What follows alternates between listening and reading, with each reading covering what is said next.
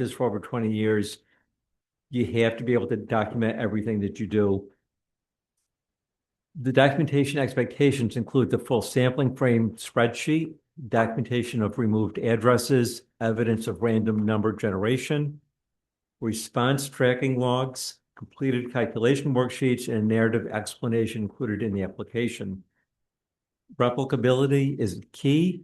Another reviewer must be able to follow the documentation and reproduce the steps. Outcome matters, but defensibility matters more. A defensible 52% passes review, an indefensible 60% does not. That distinction defines how surveys are evaluated. So the next section 3, we shift from definitions to execution. This is where income surveys succeed or fail operationally. Even a perfectly designed sampling methodology can collapse if roles are unclear, confidentiality protocols are weak, the universe is poorly defined, or outreach is mishandled. Survey planning is about discipline. It is about sequencing tasks properly, training staff appropriately, and documenting each step in real time. This section addresses the practical framework, who conducts the survey, how confidentiality is protected, how the universe is defined, how the sampling frame is built, how outreach is managed, and how the timeline is structured. Planning is not administrative overhead, it is risk management. A poorly planned survey creates avoidable technical errors. A well-planned survey builds defensibility from the start. The first planning decision is determining who will conduct the survey. Municipal staff may conduct the survey directly, or a consultant may be retained. Either approach is permissible, but responsibilities must be clearly defined. If municipal staff conduct the survey, they must receive training in HUD definitions, counting protocols, confidentiality procedures, sampling integrity. Interviewers must understand the difference between family and household. They must follow consistent scripts. If consultants conduct the survey, the municipality remains responsible for compliance. Delegation does not transfer accountability. Separation of duties is important. The person defining the service area and sampling frame should not be the same person independently validating calculations. Internal review reduces error risk. Interviewers must be trained before fieldwork begins. Training should cover definitions of family, household, and person, how to explain informed consent, how to handle multiple families at one address, and how to avoid coaching respondents, and how to document refusals and non-responses. Consistency across interviewers is critical. Variations in explanation or income interpretation can introduce bias. Supervision must also be established. A supervisor should review response logs daily, track response rates, and identify patterns such as clusters of non-response. The survey is not just data collection, it is a controlled process. Roles must be clear, documented, and monitored. Operational clarity reduces compliance risk. Confidentiality is not optional, it is mandatory. Survey responses include income data, which is sensitive personal information. Respondents must be assured that their data will not be publicly disclosed and will only be used for CDBG eligibility determination. Before data collection begins, a written confidentiality policy should be adopted. All staff and interviewers should sign confidentiality acknowledgements. Survey instruments should be an informed consent statement explaining the purpose of the survey, voluntary nature of participation, confidential handling of information, and intended to use for federal funding eligibility. De-identification procedures are critical. Unique family IDs should be assigned before sampling. The working data set used for analysis should not contain names. A separate crosswalk file linking the addresses to IDs should be stored securely. Electronic data must be password protected and stored on secure systems. Paper surveys must be logged in secure storage. If web-based tools are used, ensured secure platforms and restricted access permissions. Confidentiality breaches undermine public trust and create legal exposure. OCR reviewers may request documentation of confidentiality procedures. Planning for confidentiality from the outset protects both respondents and the municipality. You know, at one point you said we're talking about a break at some point, so if we need to do it before it. Okay, perfect. Hopefully everybody's still awake. All right, so the universe is defined as all residential units within the service area. This includes owner-occupied and renter-occupied units. It includes single-family homes, multifamily homes, mobile homes, and accessory dwelling units. What cannot be excluded? Higher income neighborhoods within the service area cannot be excluded simply because they may reduce the LMI percentage. Vacant units should be removed only if confirmed vacant. Commercial properties must be removed, but assumptions about income cannot drive exclusions. Convenience sampling, such as surveying only households that attend public meetings, is not permitted. The universe must reflect the full residential population benefiting from the activity. If the universe is improperly defined, the sampling frame becomes incomplete. An incomplete universe leads to biased results. Documentation should show how the service area boundary was defined, source of residential address list, documentation of removed non-residential properties, and justifications for removing confirmed vacant units. A flawed universe cannot be corrected by statistical adjustment later. The universe is the foundation, sampling builds on it. The sampling frame is the operational list of residential addresses from which the sample will be drawn. Acceptable sources include utility rolls, tax assessment records, 9/11 address databases, or other comprehensive municipal lists. The list must be cleaned. Non-residential units must be removed, including churches, offices, retail establishments, and industrial properties. Confirmed long vacant units should be removed. However, assumptions about vacancy are insufficient. Documentation should support removals. What I'm talking about here is you get confirmation from your codes office that the certificate of occupancy has been pulled from the unit. It's automatically excluded. Multi-unit buildings must include individual unit as a separate line item. Failing to separate units artificially reduces the universe and distorts the required sample size calculations. Duplicate addresses must be eliminated. Address completeness must be verified to avoid undeliverable mailings or missed field visits. Bad lists doom good surveys. If the sampling frame is incomplete or inaccurate, even a perfectly executed random selection will not produce representative results. The sampling frame must be documented and retained as part of the survey file. Clean data at the front end prevents technical challenges at the back end. Public outreach increases participation and reduces suspicion. Advance notice should be provided before survey mailings or field visits begin.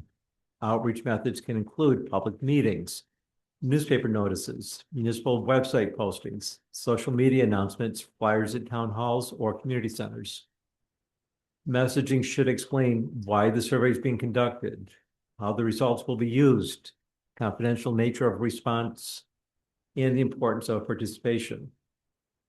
Residents are more likely to respond when they understand that the survey supports federal funding for community improvements. Lack of outreach often results in low response rates, higher refusal rates, and increased field costs. Yep. In vacant lots, the manufactured home communities be removed. Vacant lots, if it's a vacant lot, that can be removed. If it's a manufactured home community, that cannot be excluded. If it's part of the benefit area, it has to be included. Should second homeowners include their address and service area is not their primary? That's a good question. In that case, a second home is presumed non-LMI. Without senior living home or unit or would they automatically qualify? So it depends. If it's part of a public housing authority, then we can get documentation from the public housing authority. But just because it's senior, quote unquote, senior housing, does not mean that everyone in the facility is going to be low income. Then we have,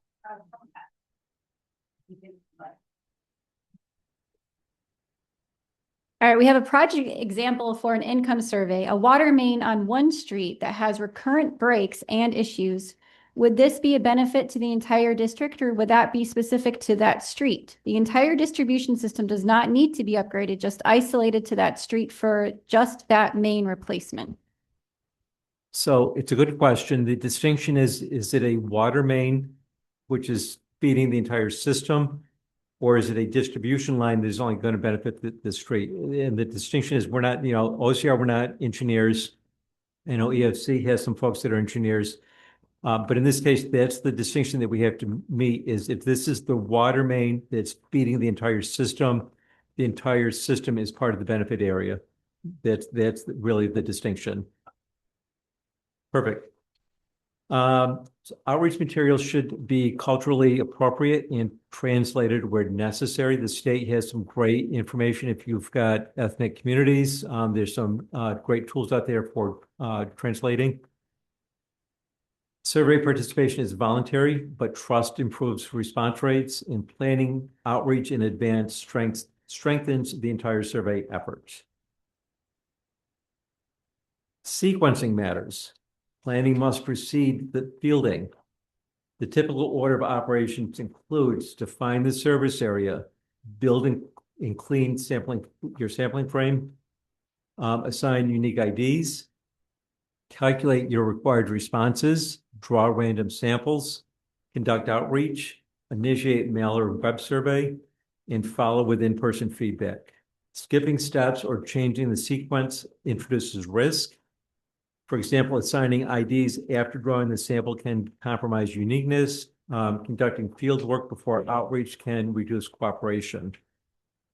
Typical survey timelines range from 4 to 8 weeks, depending on the size and staffing. Candace, does that sound about right? Men to men, right? It all depends. So again, response tracking must occur in real time. Case management logs should document responses, refusals, follow-up attempts. Supervisors should review progress weekly to determine if oversampling or additional outreach is needed. Planning is proactive risk control. When sequencing is deliberate and documented, surveys proceed efficiently and defensively. Moving on, we're into section 4. This moves us into the mechanics of the survey itself. Up to this point, we have discussed definitions, planning structure, and the framework that protects validity.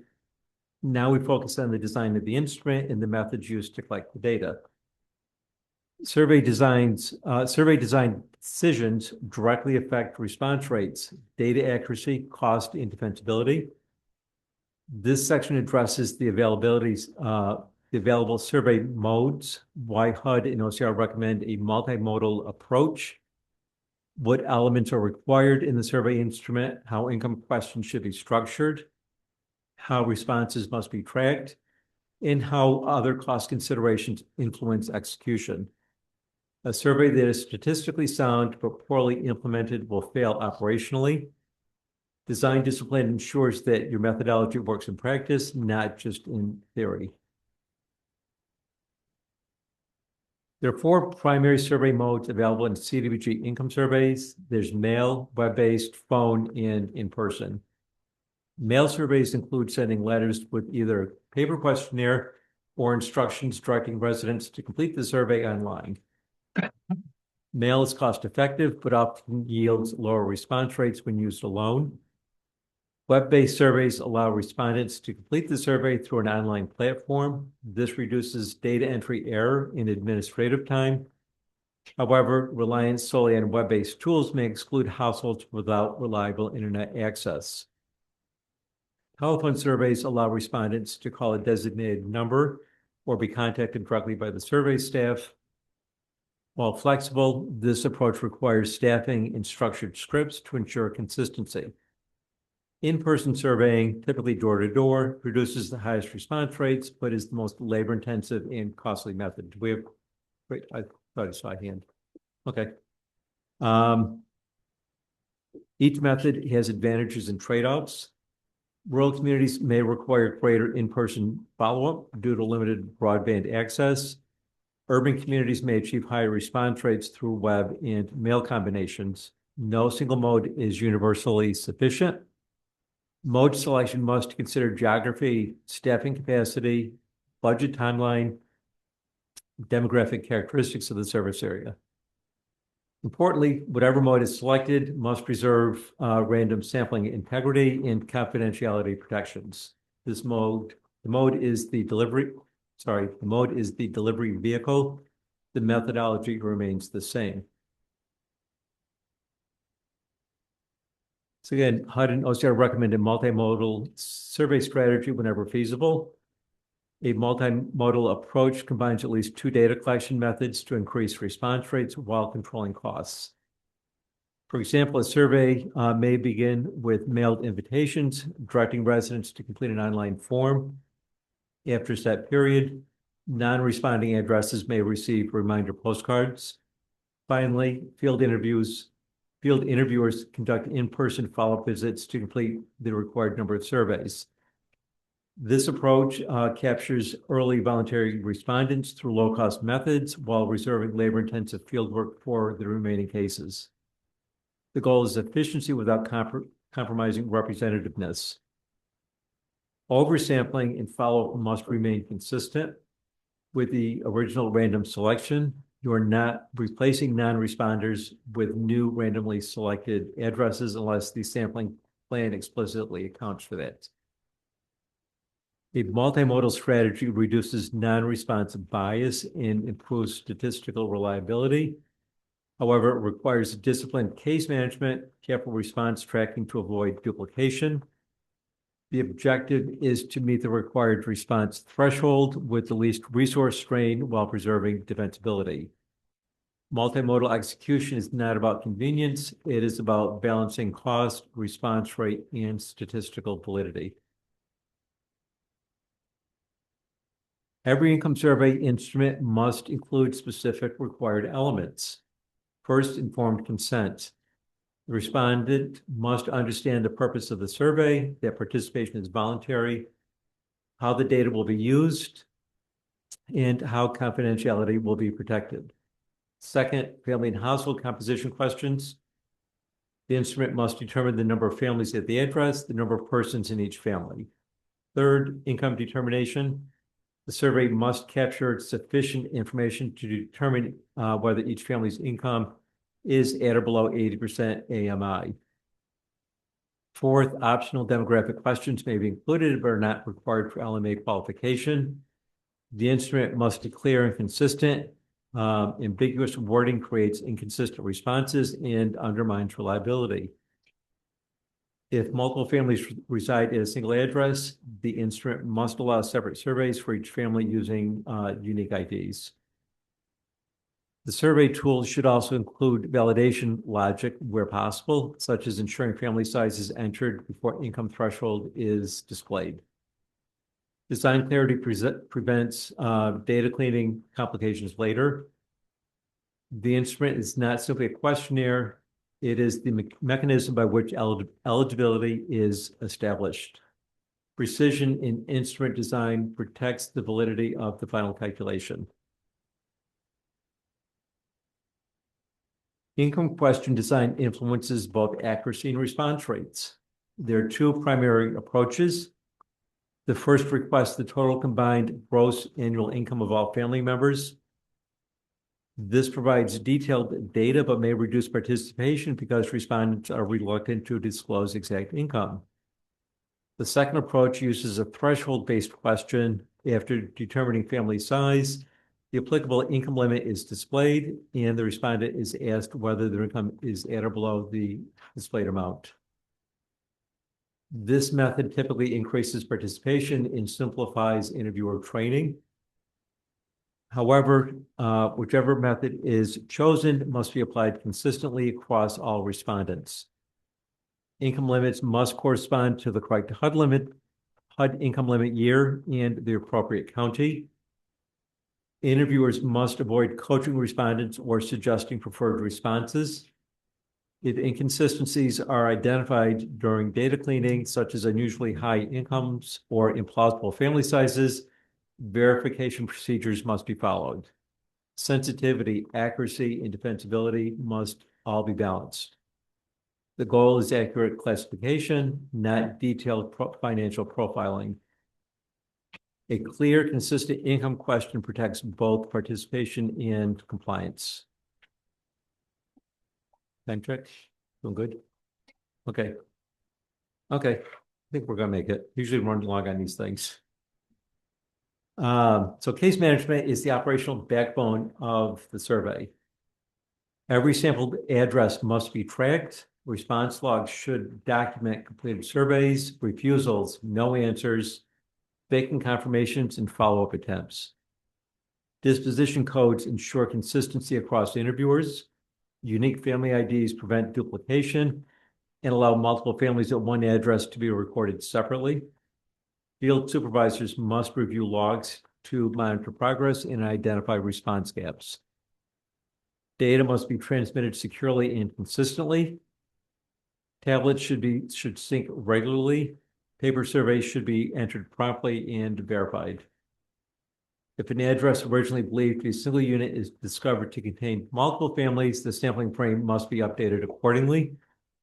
Failure to manage cases properly results in duplicate surveys, missed addresses, or incomplete documentation. Strong case management preserves random sampling integrity and ensures required response thresholds are met without bias. Operational discipline is essential. Survey costs include more than postage. These material costs may include envelopes, printing, translation services, reminder postcards, and secure data tools.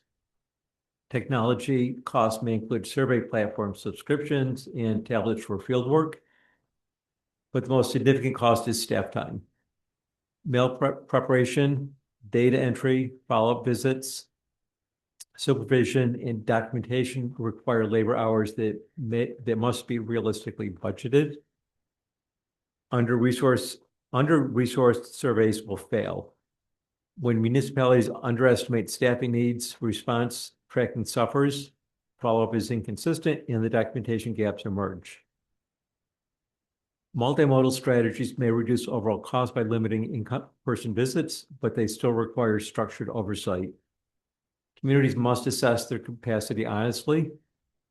Cost efficiency should not compromise methodology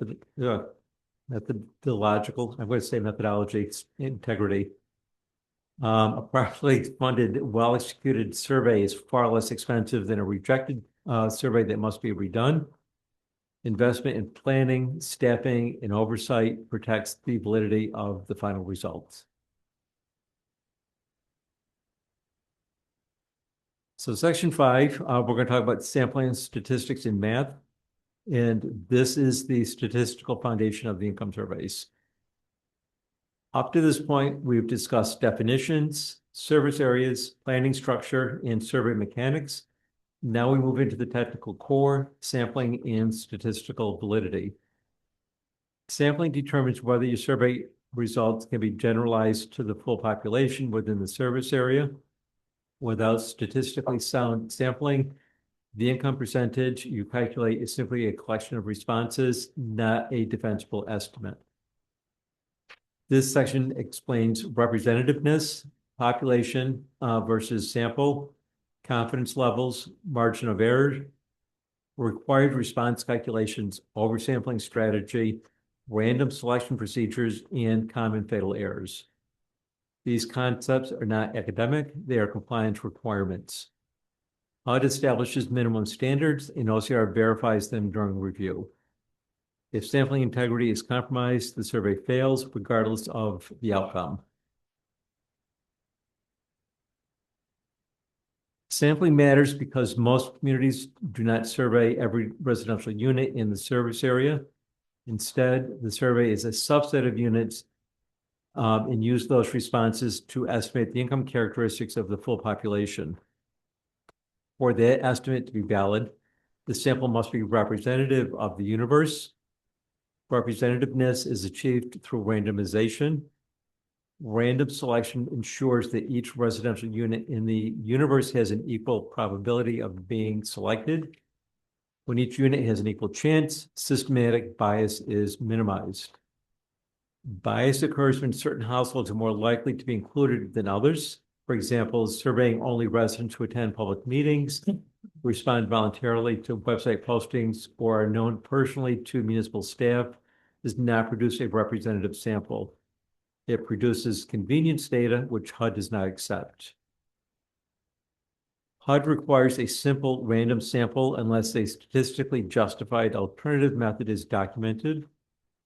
Random sampling allows you to generalize from the sample to the population with a defined confidence level and margin of error. Sampling also supports efficiency. Instead of surveying 1,000 households, you may only need 65 or 70 completed surveys to achieve reliable results. That reduction in burden is the practical benefit of statistical sampling. However, the benefit only exists if the method is sound. Sampling is not about reducing work. It is about it is about producing reliable, defensible estimates. The population, also called the universe, includes every residential unit within the defined service area. This includes owner-occupied homes, renter-occupied units, mobile homes, multifamily units, and accessory dwelling units that are occupied. The sample is the subset of residential units selected from the universe for survey participation. A full count, meaning surveying every residential unit, is allowed but rarely required. Statistical sampling allows you to estimate the income characteristics of the entire population using only a portion of the households.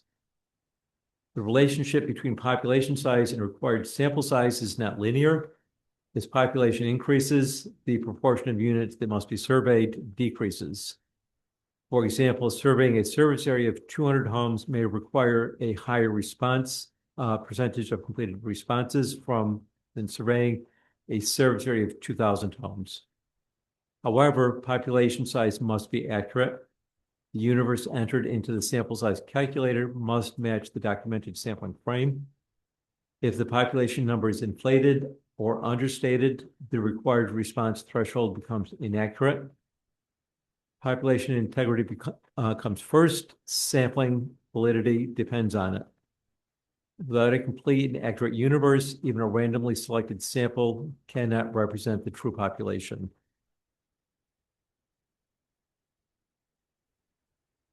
Confidence level expresses the degree of certainty that the true population value falls within a calculated range around your sample estimate.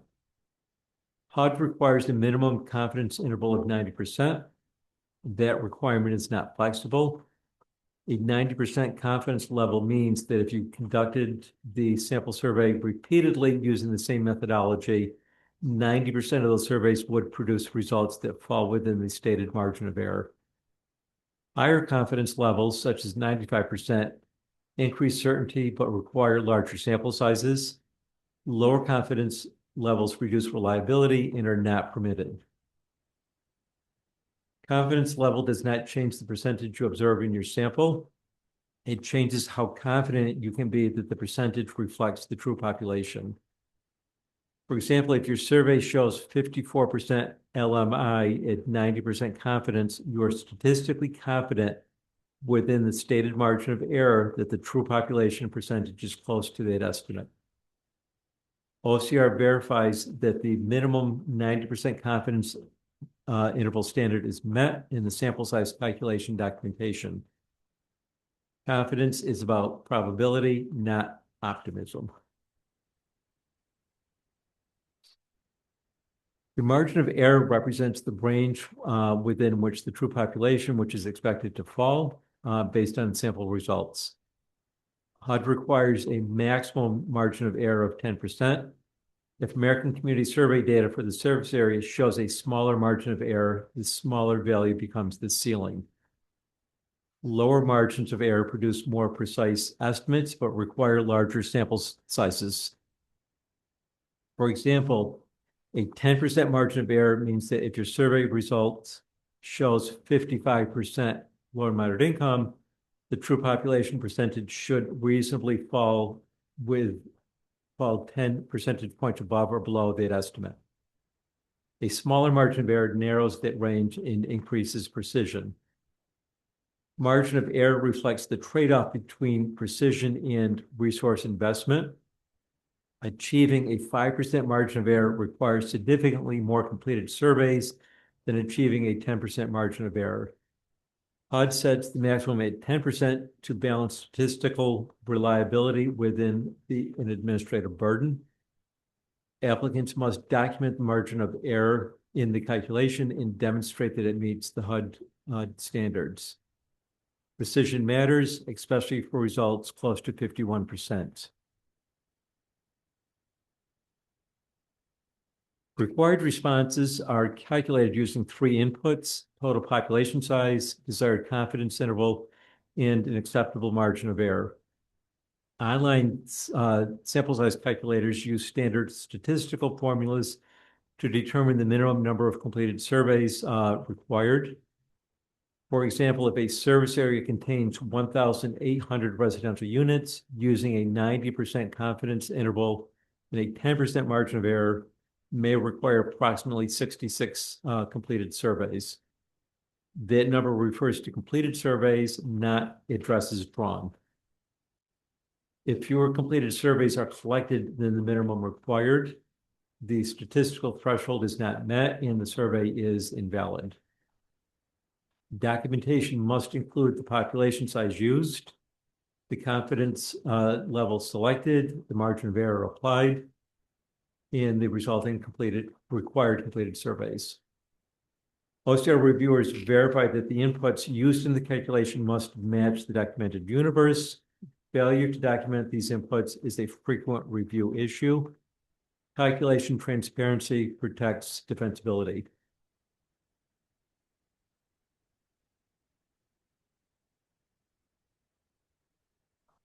So coming back, we're going to revisit our communities here for a second. In this case, the town of Riverton, they're applying for CDBG funds to pay to upgrade a water district that serves 250 households. The town itself is over 51%, is above the 51% LMI threshold based on the ACS data, but the proposed project only benefits a specific water district within the town. Because ACS data applies to the entire municipality, it cannot be assumed to represent the district. This means an income survey is required for the households within the district. Using the standard 90% confidence level and 10% margin of error, Riverton needs roughly 60 valid responses for the survey to be statistically valid. Because response rates are rarely 100%, we recommend distributing 150 to 180 surveys to ensure that the required number of completed responses is achieved. Our second example is the village of Pine Hollow, which has identified failing sewer lines along Maple Street, serving about 50 households. Even if the village had qualifying ACS data, the improvements only benefit residents on that street, so the income determination must reflect those households specifically. When the universe is this small, the statistical calculation requires about 33 completed surveys. So you see, the smaller the universe, the higher your required responses. In practice, most communities simply survey every household in the project area. This approach simplifies the process and increases the likelihood of meeting the required response threshold. And in the city of Lake Haven, our final example, where sewer improvements are proposed in 3 separate neighborhoods across the city. Because the neighborhoods are not contiguous, each one is considered its own benefit area, meaning a separate survey universe must be used for each neighborhood. In this example, each neighborhood contains about 25 households, and the city wants to conduct the survey using 95% confidence level in a 5% margin of error, which is a very rigorous statistical standard. With a universe this small, the sampling calculation requires approximately 24 valid responses, which means the survey must reach nearly every household. For this reason, the recommended approach is to survey all households and conduct follow-ups with any non-responding surveys to ensure the required number of completed surveys is achieved. And I can stop there for a second if any questions in the room or anything online. Okay. I know I'm packing a lot of information here this morning. Oversampling accounts for non-response and ensures the minimum number of completed surveys is achieved. Response rates are rarely 100%. Therefore, HUD guidance recommends drawing between 150 and 200% of the required completed surveys. Using the earlier example of 66 required completed surveys, you might draw 130 or more addresses to account for anticipated non-responses. Oversampling preserves random selection because all addresses are drawn using the same documented random method. If initial response rates are lower than expected, additional addresses may be activated from the oversampled list in sequence. Oversampling prevents disruption. Without it, communities may need to redraw a new sample mid-process, which complicates documentation. Planning for non-response is not pessimism, it's statistical realism. Oversampling is a protective measure built into methodology to ensure compliance with required response thresholds. I just think it's funny, I'm thinking back to all my days in college that my statistics class is finally coming into use. So drawing a random sample begins with assigning a random number to every residential unit in the sampling frame.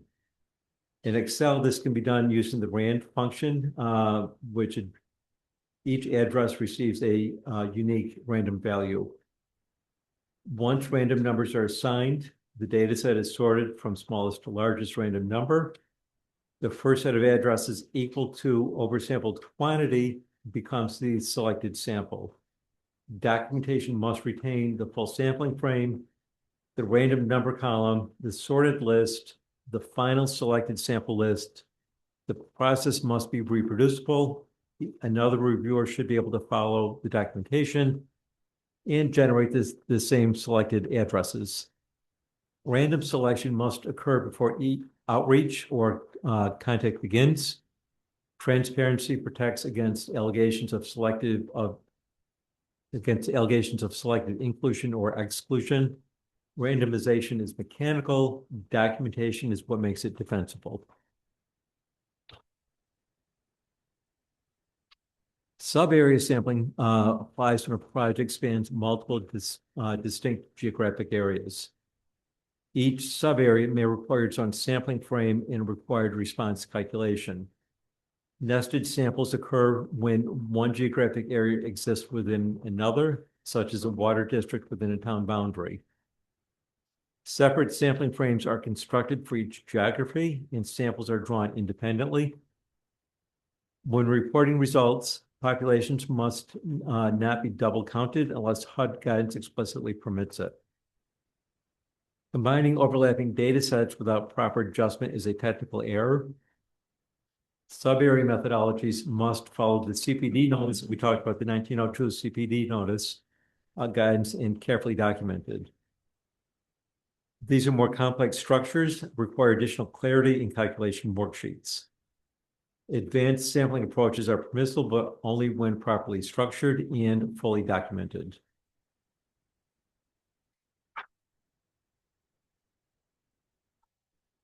Fatal sampling errors invalidate otherwise well-executed surveys. These include non-random selection, insufficient completed surveys below required thresholds, failure to meet the minimum 90% confidence interval, using a margin of error greater than permitted, combining census. Yep, Candace. Oh, I'm sorry. My bad. Thank you for pointing it out. Jess, you're not staying on you're not on the ball.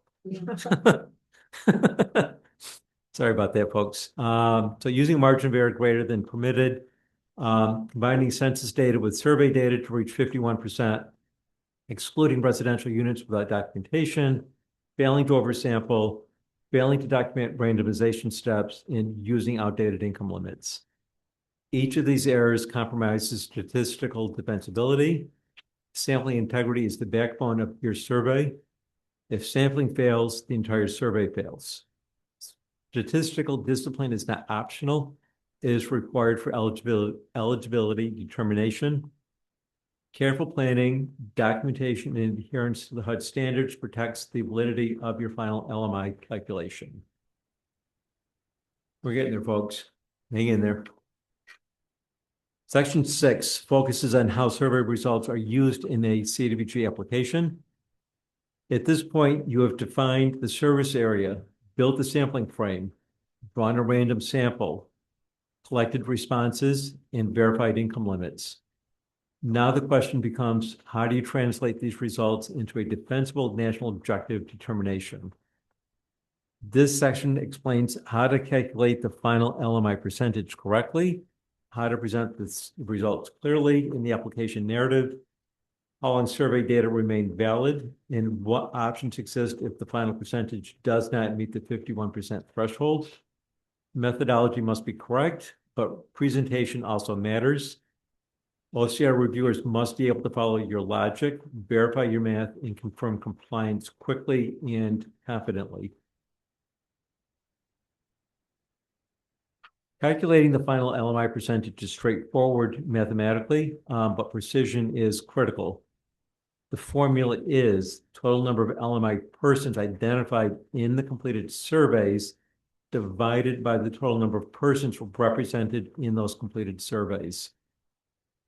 The denominator is the total number of persons in all families represented in valid completed surveys, not the total number of households in the service area. Each family's income status determines whether every person in that family counts as LMI. For example, if a completed survey identifies a family of 4 whose income is below 80% of AMI, all 4 persons count as LMI persons. If a family of 3 exceeds the income limit, all 3 persons count as non-LMI. Once totals are calculated, divide LMI persons by total persons and express the result as a percentage. Verification checks are important. Ensure that the number of persons equals the sum of all family sizes. Income limits applied to match the correct HUD year. There are no duplicate family IDs.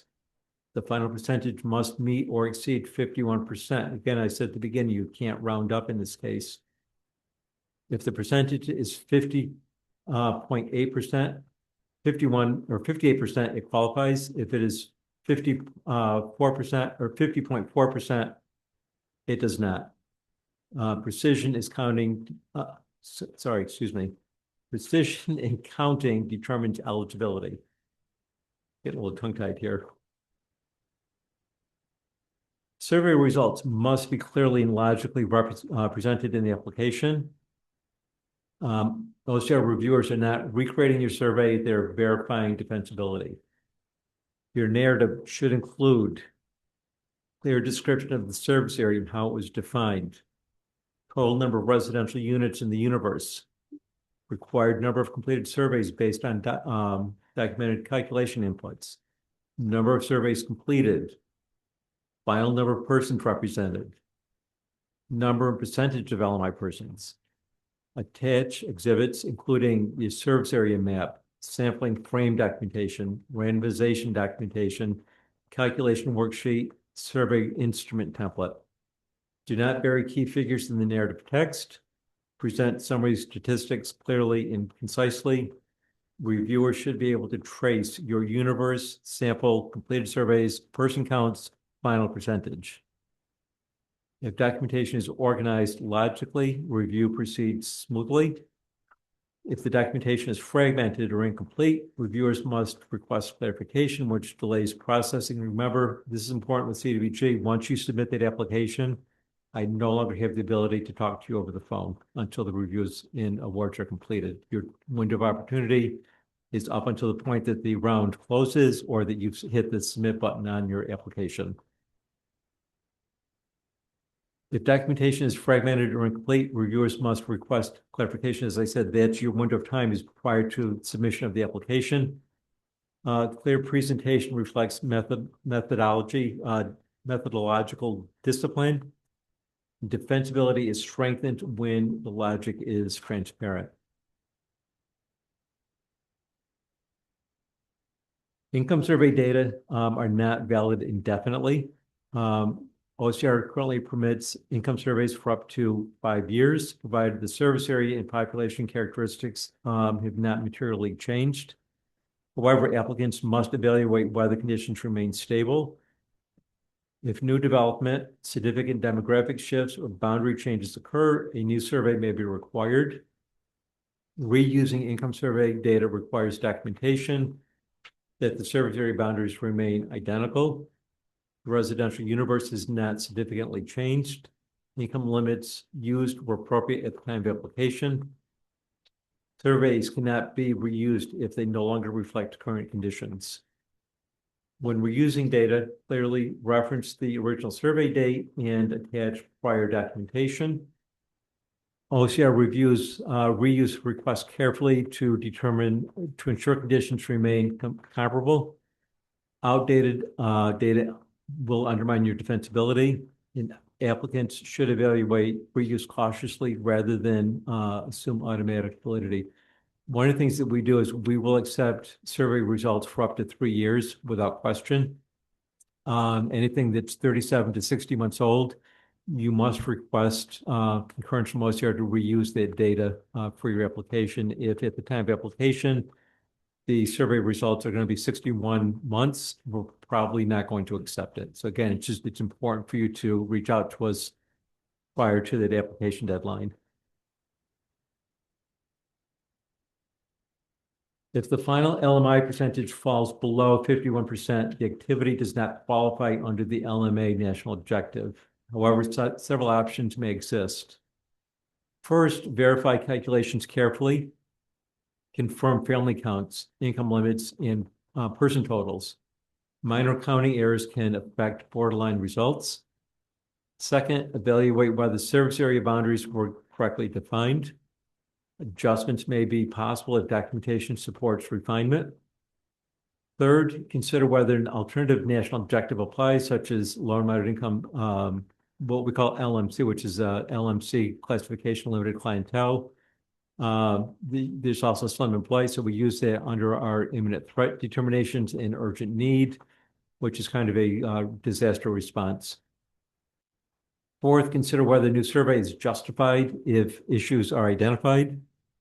What is not acceptable in manipulating data or excluding valid responses to each to reach 51%.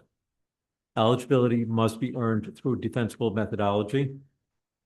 Missing the threshold is disappointing, but it is not a failure of the process if the methodology was sound.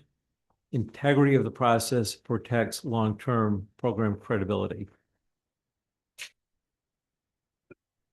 So now we conclude with section 7, common mistakes and audit findings. This final section is not theoretical. It reflects the recurring issues that cause surveys to be rejected during OCR review or questioned during monitoring. Most survey failures are preventable. They result from small shortcuts, incomplete documentation, or misunderstandings of core definitions. The purpose of this section is to reinforce what matters most and to highlight the errors that most undermine defensibility. If you remember nothing else from today's session, remember this: methodology must be deliberate, documented, and replicable. Survey validity is not determined by outcome alone. It is determined by process. Let's review the mistakes that most often jeopardize otherwise well-intentioned efforts. The most common fatal error is non-random sampling. If households are selected on convenience, volunteer participation, or targeted outreach, the survey is invalid. Random selection must be documented and reproducible. The second most common error is improper definition of family and household. Treating multiple unrelated individuals as one family or combining incomes incorrectly distorts person counts and invalidates the LMI calculation. Third, insufficient completed surveys. Falling below the required minimum response threshold, even by one survey, invalidates the statistical standard. Oversampling protects against this, but failure to plan for non-response often results in shortfalls. Fourth, use of incorrect or outdated HUD income limits. Income limits must match the applicable year and geographic jurisdiction. Reviewers verify this carefully. Fifth, incomplete sampling frame documentation. Failure to document removal of non-residential units, duplicate addresses, or vacant units creates uncertainty about the integrity of the universe. And six, failure to document random number generation and selection procedures. If the process cannot be replicated, it cannot be defended. Mixing data sets, census data and survey cannot be blended to achieve the 51% threshold. Inadequate and confidentiality protections. Lack of de-identification procedures or unsecured data storage creates compliance and legal concerns. Unclear service area boundaries. Boundaries must be activity-driven and reasonable. Drawing lines to improve eligibility undermines credibility. And finally, weak application narratives. Even a well-executed survey can face delays if the results are poorly presented or documentation is disorganized. Audit findings typically focus on documentation gaps rather than malicious intent. Most issues stem from oversight or misunderstanding, not misconduct. The consistent theme is this: defensibility requires discipline at every step. We'll revisit our communities here again. In the Riverton example, a common mistake would be conducting the survey across the town instead of within the water district. Another issue could arise if the survey's margin of error exceeds the ACS margin of error, which would undermine the statistical reliability of the results.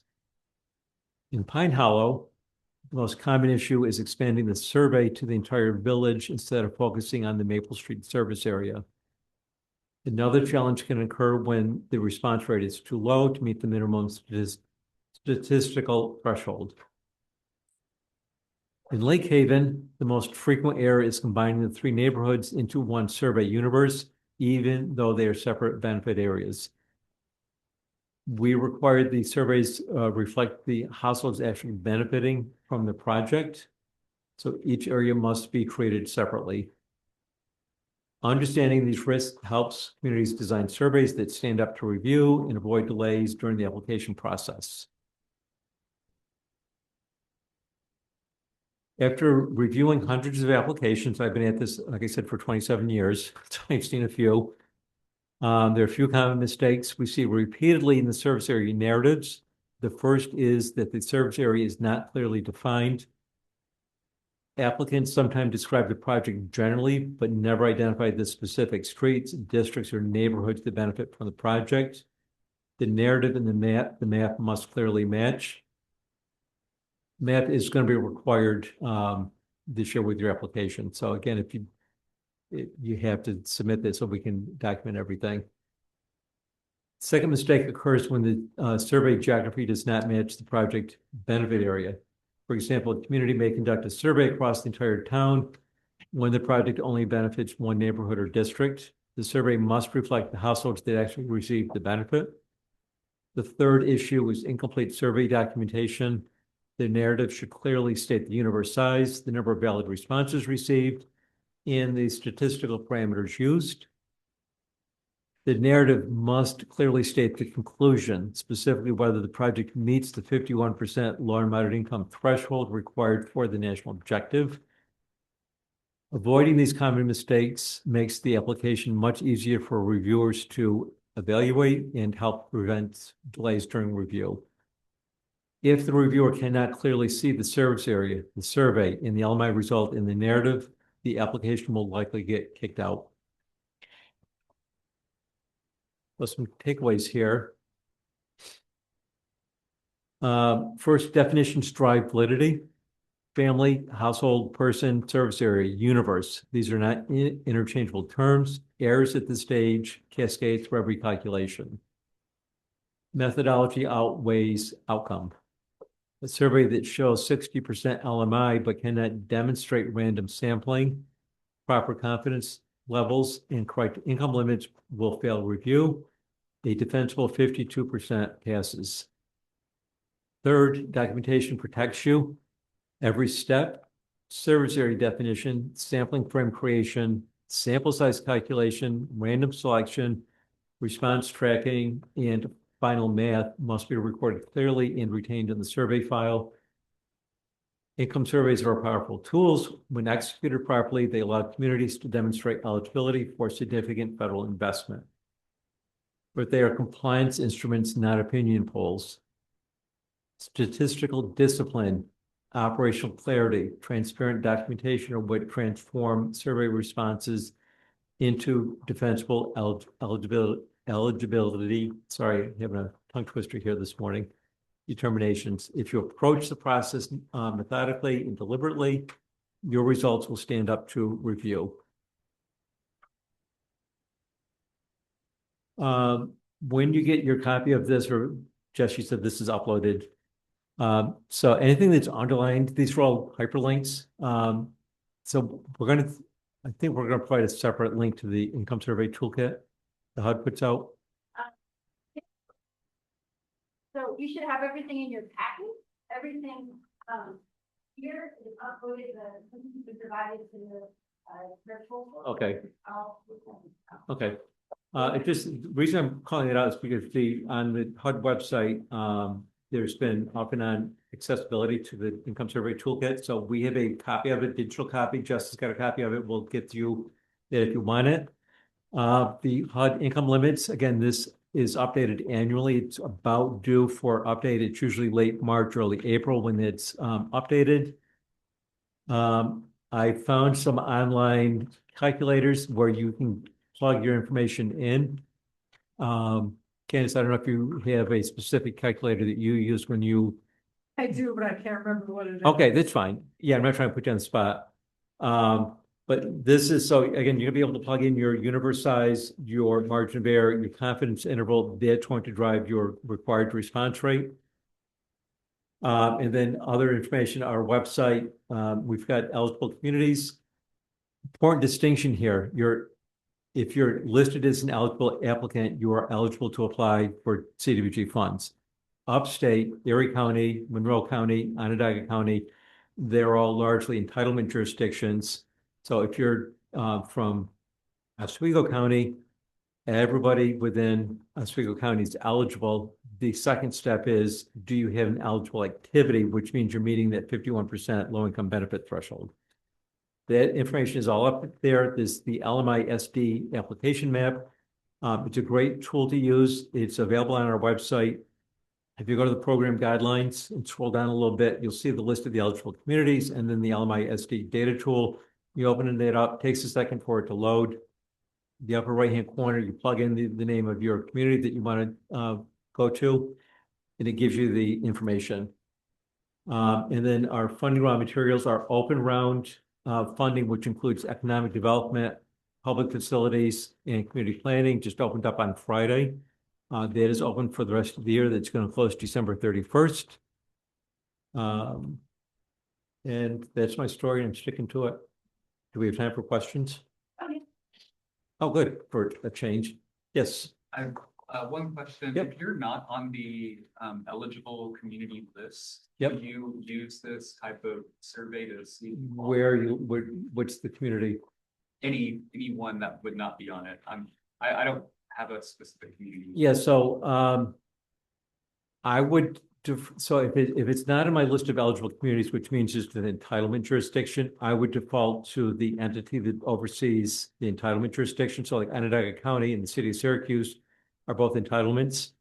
I would default to them to see what their methodology is. Again, the way that HUD allows us to operate is there's the state program, which is what we're operating, and then there's the entitlement jurisdictions.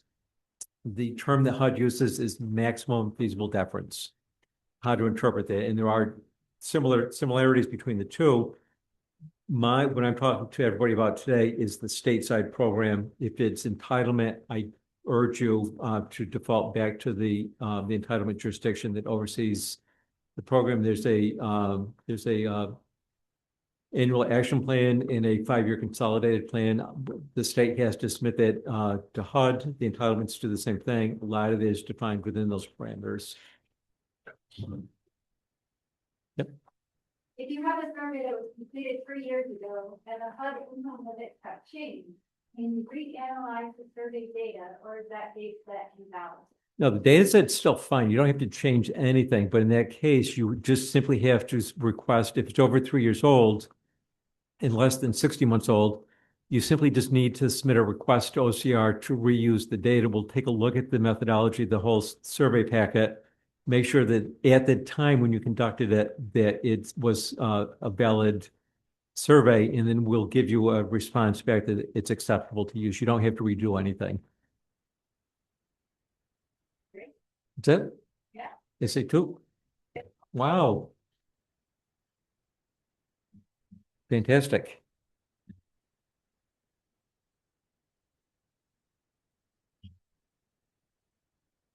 Well, a lot of information. All right, thanks, Charlie. So we're 10 minutes ahead of schedule. We're going to take a quick break until 10:15, and then we will reconvene.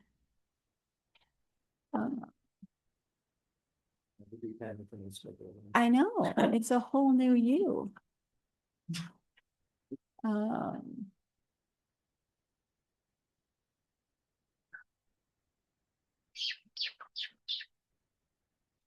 So this is the link that was provided to the virtual attendees. So we have uploaded all of your training resources here. This is also where we will add the slides. Okay. And then everyone in the room has the hard copies, but Yep. in the follow-up email, they'll get this link as Okay. well.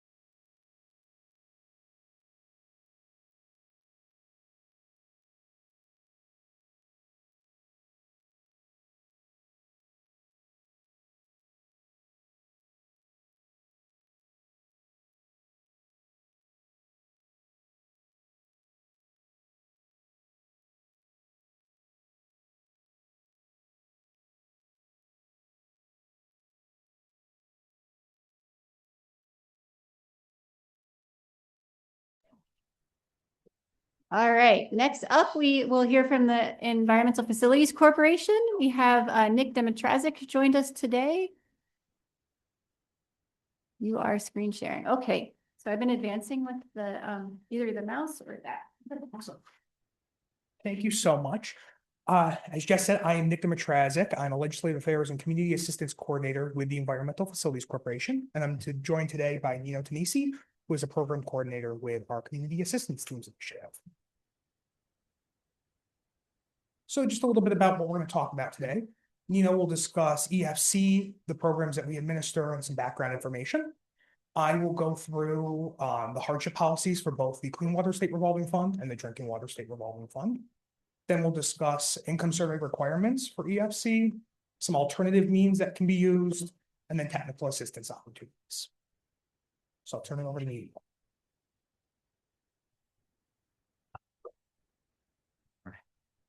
Thank you, Nick.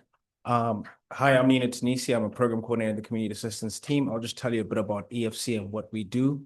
As EFC, we fund water infrastructure, and pretty much it is determined based on the type of funding that a municipality may want or a particular organization may have. So we have our Clean Water State Revolving Fund, which is a low-cost capital sewer and wastewater treatment projects.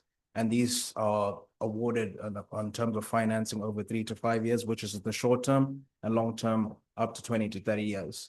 And we also have our DWSRF, which is our Drinking Water State Revolving Fund, which is pretty similar to the Clean Water State Revolving Fund, but it's pertained to drinking water itself as well, with the same duration of financing between short term and long term. We also have our water grants, which is WIA, Water Infrastructure Improvement Act, which is grants we offer to communities to ease the cost burden for projects in capital infrastructure to get the project going. So just about that, EFC is one of the New York State's nation leading in terms of funding. We've provided about 39 billion to wastewater projects since 1990. Additionally, we also have 10.6 billion we provided since 1990 for drinking water projects, which is a significant amount of money. EFC does help communities to establish their projects and to refix their infrastructure. And 3.4 billion in WIA, which is our Water Infrastructure Improvement Act. We've provided 3.4 billion in grants since 2015. So types of financing, short-term and long-term, short-term being 3 to 5 years and long-term being 20 to 30 years. We also have market rate and subsidized and interest-free financing.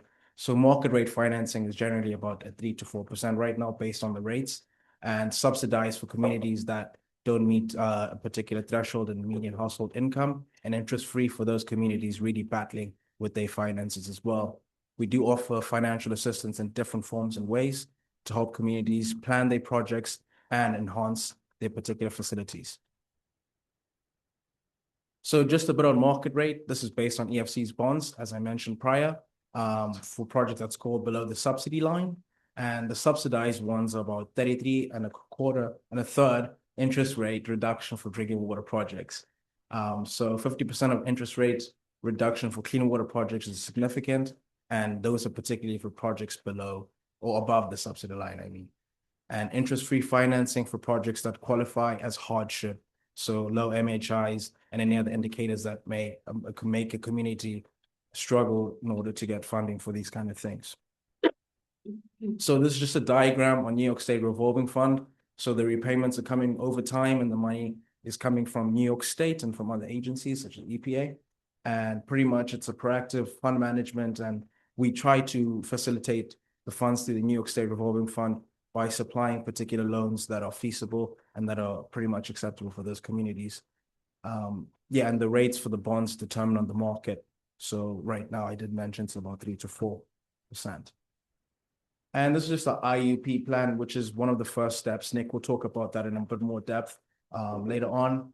Pretty much it is prepared by law, and the IUPs just states each SRF program and lists the funds that are available so that one is able to identify where the funds will be used and how they will be used and how long it will take. Applicants also are on the multi-year list as well, expressing interest in receiving SRF financial assistance. And Nick will touch more a bit about that. And each project is ranked particularly and scored based on the criteria of needs, the health impacts, the qualities, and the changes it will make in the particular environments. And these eligible costs also include engineering reports, planning, specifications, and any contract awards that may be deemed necessary going forward. I'll hand it over to Nick. Great, thank you, Mino. So now I'm going to talk through a little bit about the eligibility for each program. So on the clean water side, it's pretty straightforward. It's going to be municipal entities. So that's typically those that you would think of. Oh, get a little closer there, sorry. Typically any of municipalities that you would think of, usually counties, cities, towns, villages. But in addition to that, we have a few others, including district corporations, county or town improvement districts, school districts, Indian nations or tribes, public benefit corporations or public authorities, and New York State agencies. Now, it's a little bit different on the drinking water side. There's a little bit of expanded eligibility there. So in addition to those municipalities on the left, we also allow community water systems, both municipally and privately owned, and non-community water systems. This includes non-transient non-community water systems and transient non-community water systems. For additional subsidy and interest-free financing under our hardship policy, on the clean water side, it's limited only to municipalities. On the drinking water side, it's limited to those community water systems regulated by Public Service Commission.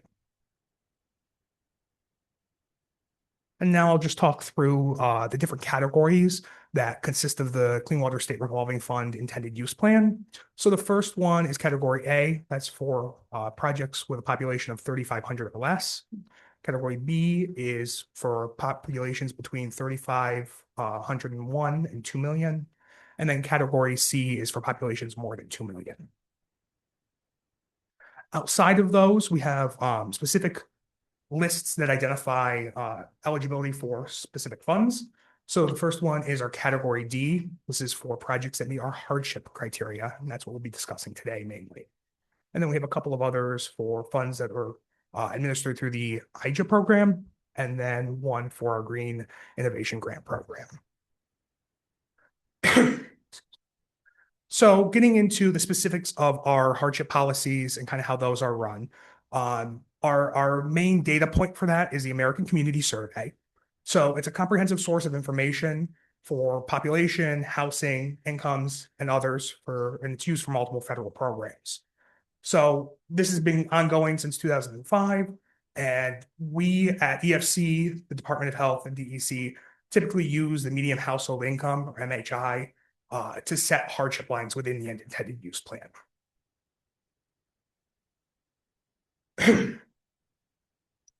So on the clean water side, our criteria is the project must be a municipally owned public wastewater treatment project. It must be environmentally significant. You must not have closed a CWSRF short-term financing before November 15th, 2021, and you must not already have a long-term financing with EFC. Okay, so that's the first criteria you need to meet. The second would be our municipal criteria. So on the clean water side, this would either be less than 80% of the regionally adjusted MHI, and I'll show you a chart in a minute that will outline those, or 80% to 100% of regionally adjusted MHI, plus a poverty greater than the statewide poverty of 9.8%. So a weighted MHI may be calculated for projects that cover multiple municipalities. And a census designated place may also be used if it's contiguous with the project area. So this was the chart I was mentioning, and this outlines those requirements in terms of median household income. So you can see the first is upstate, that has a regional cost factor of 1. And so if in order to be eligible, the MHI of a project or of the municipality would need to be less than $67,662. If the MHI is between the ranges of 67,000 and 84,000, you could also have a project poverty above 9.8% in order to be eligible for our hardship. And then you can see for other areas, including downstate and then Nassau, Suffolk, and New York City, it's a little bit higher.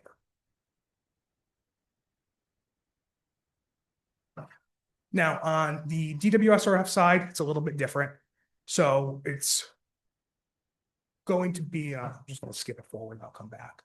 So outside of those two criteria I spoke of on the drinking water side, there's also municipal population criteria.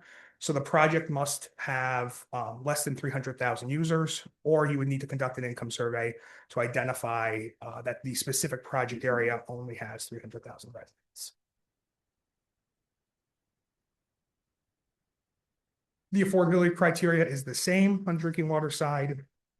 So that's less than 80% of region adjusted MHI, or between 80% and 100 with over 9.8% poverty. Now we'll get into alternative means. So if the information from the American Community Survey does not match what you believe the project area would be, you can either conduct an income survey or you can use ratepayer impacts. Now, to mention, ratepayer impacts are only eligible on the clean water side. Income surveys are only accepted by the drinking water and clean water programs. Okay, so getting into our income surveys, they're quite a bit different than the ones Charlie discussed previously. So this is going to establish a specific MHI for a project area in order to be eligible for a 0% hardship interest rate financing. So who should be surveyed? It needs to be it needs to survey the exact project area. And so when you submit an engineering report to us for financing or for grant, that area needs to match what is conducted in the income survey in order to be eligible. On ours, we only survey residential households. So that includes single family homes and individual apartments within a multifamily structure. The following are not considered residential and are not surveyed under our program: businesses, institutions, or non-residential entities. Okay, so what response is required? The respondents must be the owner or occupant or a long-term tenant. If the property is seasonally occupied, or if it's a second home, the respondents shall be the property owner and not the short-term rental occupant. The survey form must indicate that the survey responses represent the average income of all occupants, regardless of if they're related or not, if they're technically family members. It's of the actual occupants of the household, 15 years of age and older.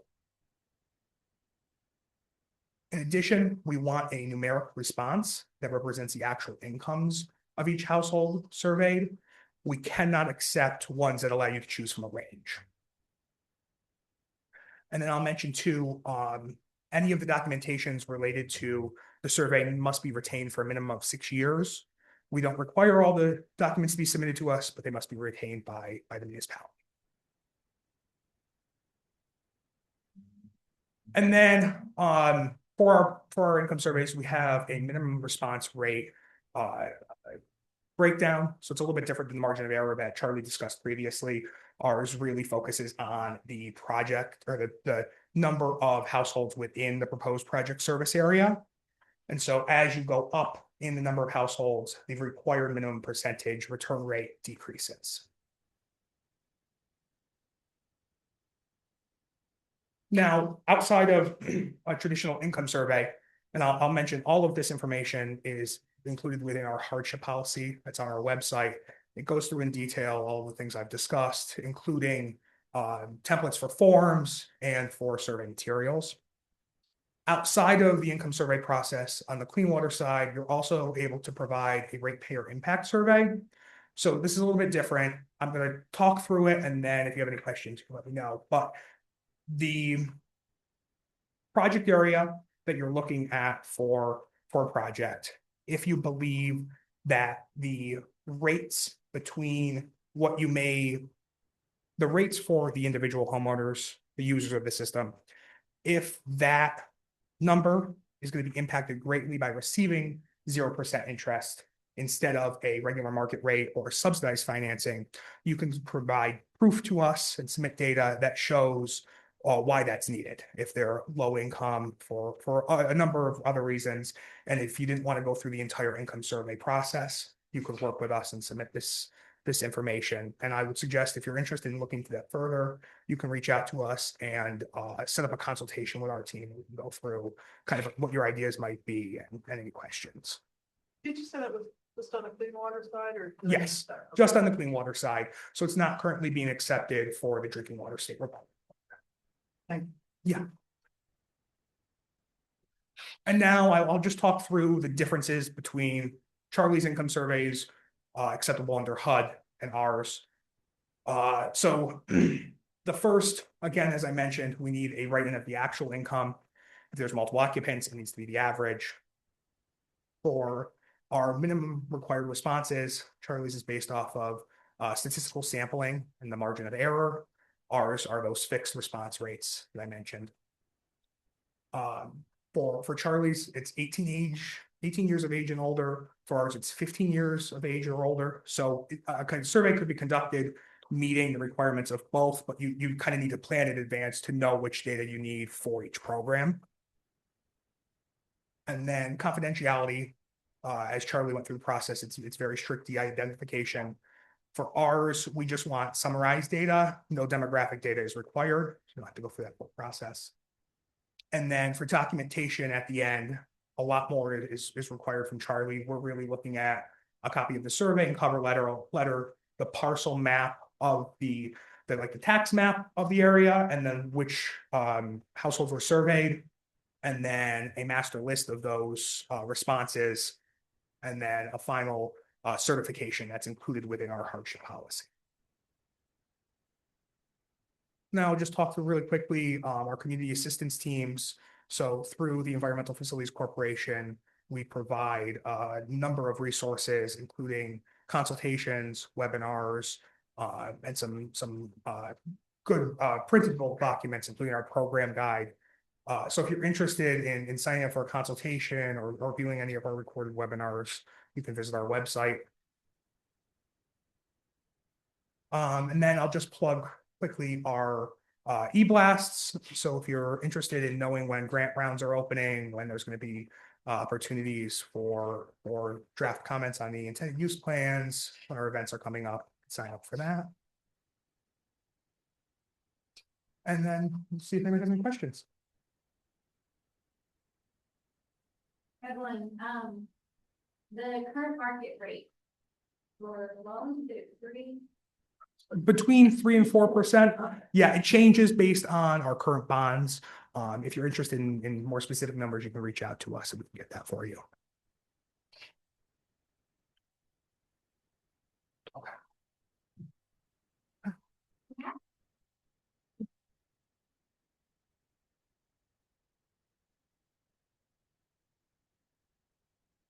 All right, thank you, thank you. We are zooming through.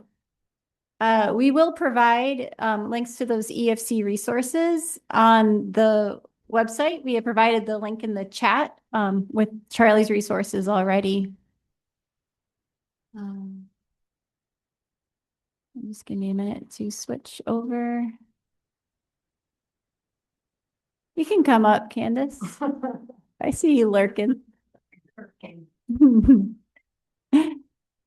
All right, so up next, we are very fortunate to have Candace Balmer from RCAP, because as you've heard, these income surveys are meticulous and can be daunting. And so we're going to hear from someone who actually does these on the ground. I'm very excited about that.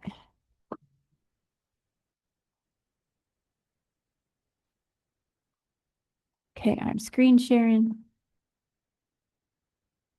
I don't have your slide advancer up. I do have your slide advancer, but I haven't hooked it up.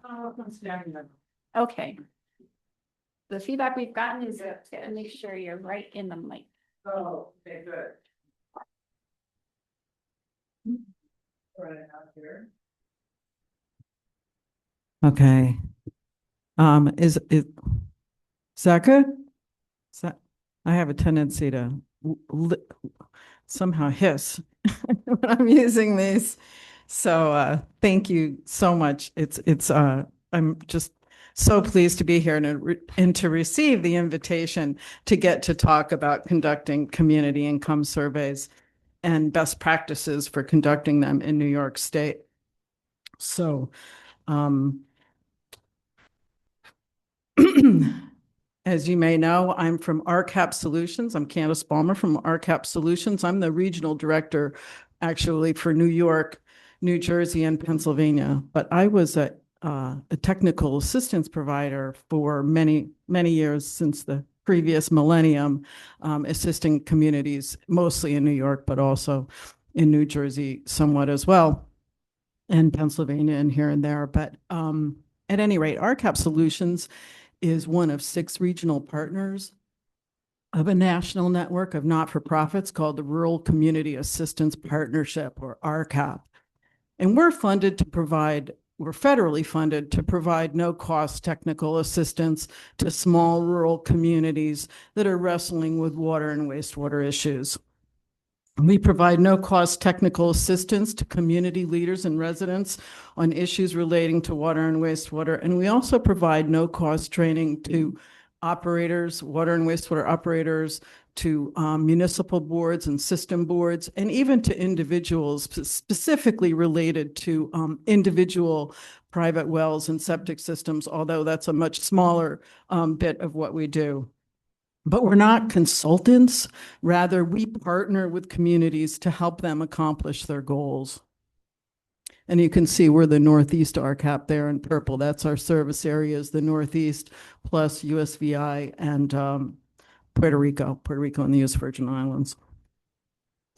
So this overview isn't intended to be comprehensive, but comes from my perspective as an RCAP technical assistance provider for many years, helping very small communities usually, complete income surveys over the course of many years. I've been working on this and working with Charlie and with representatives from the other funding agencies like EFC and USDA. You hear me okay? Okay, good. So today's topics are going to include sliding around here. Let's see if I can get this. Preparing for the survey and who may be involved in that. Being clear on the purpose of the survey, the target audience, and also the potential funding agencies that might be involved. Developing the master survey list. Crafting a survey questionnaire that meets project and funder needs. How RCAP protects confidentiality to the extent possible. Meeting the required return rate, that is, how many individual responses are needed to complete the survey. How to advertise the survey and promote community involvement. Distributing the survey, and also assuring completion of the survey and the funder required documentation, which is a big piece of that completion. So preparation, roles and responsibilities. So an income survey is usually a significant undertaking and may involve a number of people and organizations, especially up front before the survey even begins. In addition to community representatives and staff, it's important to include community advisors at the very beginning.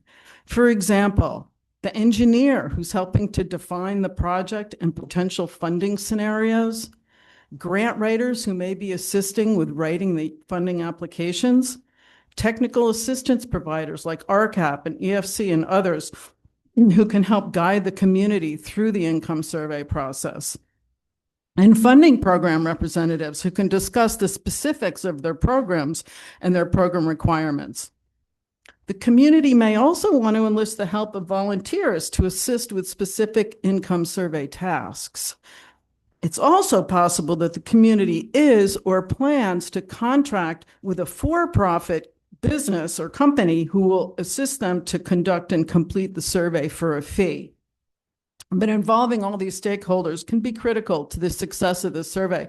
And I'm going to just say right here that I'm mostly talking about I'm completely talking about communities that are working either on their own or with a technical assistance provider, as opposed to ones that are working with a consultant who's actually conducting a lot of these activities themselves. So, purpose. The first step is making sure that everybody understands the actual project, the beneficiaries of the project, and the physical service area of the project. And will the survey include everyone within those project boundaries, or maybe just a subset, as Charlie talked about? Sometimes a mix of funding sources may be used, and the survey maybe is just to document eligibility of just a portion of the project. Maybe it's a particularly low income area of the project that may be eligible for extra assistance. Another example is a village that qualifies themselves for funding, but their system serves users outside the village that may need to be surveyed. So you want to identify exactly the purpose of the survey and how it relates to the overall project. Is the survey trying to document eligibility for multiple projects? For example, maybe you want to use the survey for both your water system and your sewer system. However, maybe the beneficiaries or the users of those systems aren't exactly the same. So it's really important to be tracking who's served by which system so that you can address your applications accordingly. Who are the potential funders? Is it possible that multiple funders are going to be involved? And many projects at this stage don't necessarily know where all their funding is going to be coming from. So it's good to have a broad view of that. It's good to consider that multiple funding agencies may be involved and to know what each of their specific income survey requirements are. You've already seen that there's a variety of requirements. They're not identical, and you may need to craft a survey that fits multiple, the requirements of multiple funding agencies. And finally, it's critical to understand the timeline of the project. When is it anticipated that construction will probably start, or when are they looking to, when's a realistic estimate of when construction could start? When are funding applications actually due? There needs to be enough time to complete the survey in advance of the funding applications.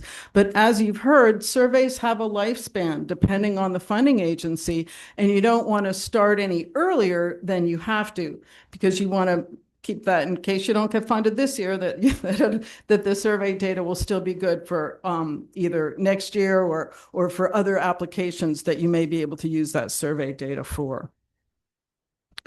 So developing the master survey list.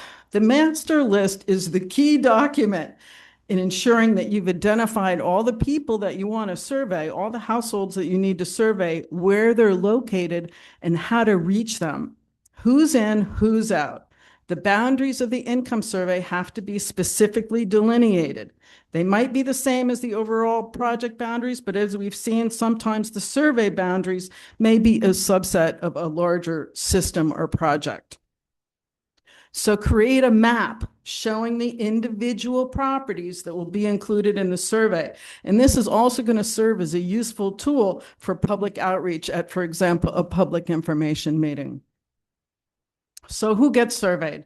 I know you've been through this already, but I just happen to get involved with a community that, I thought it was clear, but it isn't really, do businesses get, people always ask me, we'll talk about it, but they'll come up to me and go, do I survey businesses? They're not retaining all this. We do it every day, but they're not necessarily retaining that. To both businesses and residences get surveyed. What do we do with vacant buildings? How about vacant land? Are they included? Are seasonal residences included? What about vacant residences? Finally, who are we surveying? The owners or the renters or both? So just in quick review, who gets surveyed? Only residents of occupied residences. This means the people that physically live in the home. And they may be the owners, they may be renters, or they may be people who have permission to live there, like trustees or family members or people, caretakers, for example, or even somebody like a church minister or something who isn't actually paying rent, but they are living there as part of their job. As everyone has pointed out, that residences include single-family homes, duplexes, multi-unit apartment buildings, apartments above businesses or garages. There's all kinds of hidden apartments. And quite frankly, each apartment I want to point out that each apartment is considered to be one residential unit. And sometimes it can take quite a bit of effort to track down the locations and occupancy status of all the apartments in a particular survey universe. People, municipal staff like the clerk, the bookkeeper, the code enforcement officer, the assessor, system operators, all these people can be helpful in not only determining the status of individual properties, like who really does live that, when did it get sold, who lives there now, is that a renter or an owner? It's important to, well, let me not get ahead of myself, but determining the status of the property, who lives there, who owns them, where apartments are located. We always find apartments that aren't on any list. They're not on the assessor list. People are living in places that aren't necessarily, or apartment building, yes, it has 12 units. Well, actually, it only has 10 units. Now 2 of them are storage or whatever. So it's an evolving process through a survey is really refining that master list of users. You're not going to really have that total count of occupied residences till you're done with the survey, probably. Other long-term residents can be helpful as well in determining who's who and where everybody is and who lives there. Vacant residences, they're included on the master list, but they're not included in the survey universe, as Charlie pointed, well, everybody pointed out probably, but vacant residences are identified and they're tracked, but you don't need to survey the owner of the vacant residence. Seasonal residences, only the owners of seasonal residents are surveyed, not any short-term occupant. But it's not always clear up front when you're creating your master list whether a residence is seasonal. And funders are often reluctant to fund projects that have a high percentage of seasonal users. So it's important, and it may be required, that you identify which properties are seasonal. So to identify a seasonal residence, we include a question on the survey that says, do you live here more than 6 months of the year? And if the answer is no, we mark it as a seasonal residence. So the master list, the greatest way to work your master list is to use an Excel spreadsheet because you have all these abilities to sort. You can sort by owner name, you can sort by street address, you can sort by whether or not they've returned. So that's my go-to format for the master list. But at minimum, you're going to have 1 line per household unit. Again, a household unit is either the single family home or an apartment, an individual household. So you're going to include the street address, the owner name, and also the mailing address, because not the street address, the service address isn't always the same as the mailing address. So you want to be tracking both of those. And if the occupant isn't the owner, what's the name of the person who lives there and what's their address? A lot of times you don't know that. You can't get that. That's part of the research and the effort that goes into figuring out who's who and what's what and how are you going to get a hold of them. You need a unique survey number assigned to each residential unit that you can use to track your responses and to document, to provide the kinds of documentation that the funders require. So survey responses are tracked and the master list is periodically updated according to who's responded and what those responses are. For example, sometimes people return a survey and they don't fill out the income question. That's not unusual. So I usually mark that with a 0 instead of a 1 because it means, yeah, they didn't fill it out, but maybe somebody knows them and they can follow up with them and see if they're willing to participate once they know more about the purpose of the survey, why it's important, how we protect confidentiality, et cetera, et cetera. A column can be included for notes or multiple columns to track whether a residence is vacant, seasonal, rent or occupied, or in this case, in that example, whether or not they failed to answer that income question. So sometimes, as I just mentioned, the owner, the renter name and the renter address isn't known. And you can do some research and talk to different people to maybe identify who that is. But ultimately, you often end up saying, Okay, that's one for the door-to-door canvassing. I know right away, I'm not going to waste time with this. we're just going to go visit them because it's pretty hard to conduct a survey. In fact, I've never conducted a survey where canvassing wasn't required to meet the return rate. It's just a fact of life that you only get a certain response. And we'll take a look at typical response rates for different kinds of outreach methods. But the survey questionnaire, it's really important to follow the funder provided guidance because as you've seen, it's really different. Different funders have different requirements for what needs to be on the questionnaire. So it's critical that you follow that guidance. If multiple funders may be involved, make sure that you meet the most restrictive guidance. For example, the most restrictive guidance of, say, the definition of income. And I have to say that that's probably the CDBG program.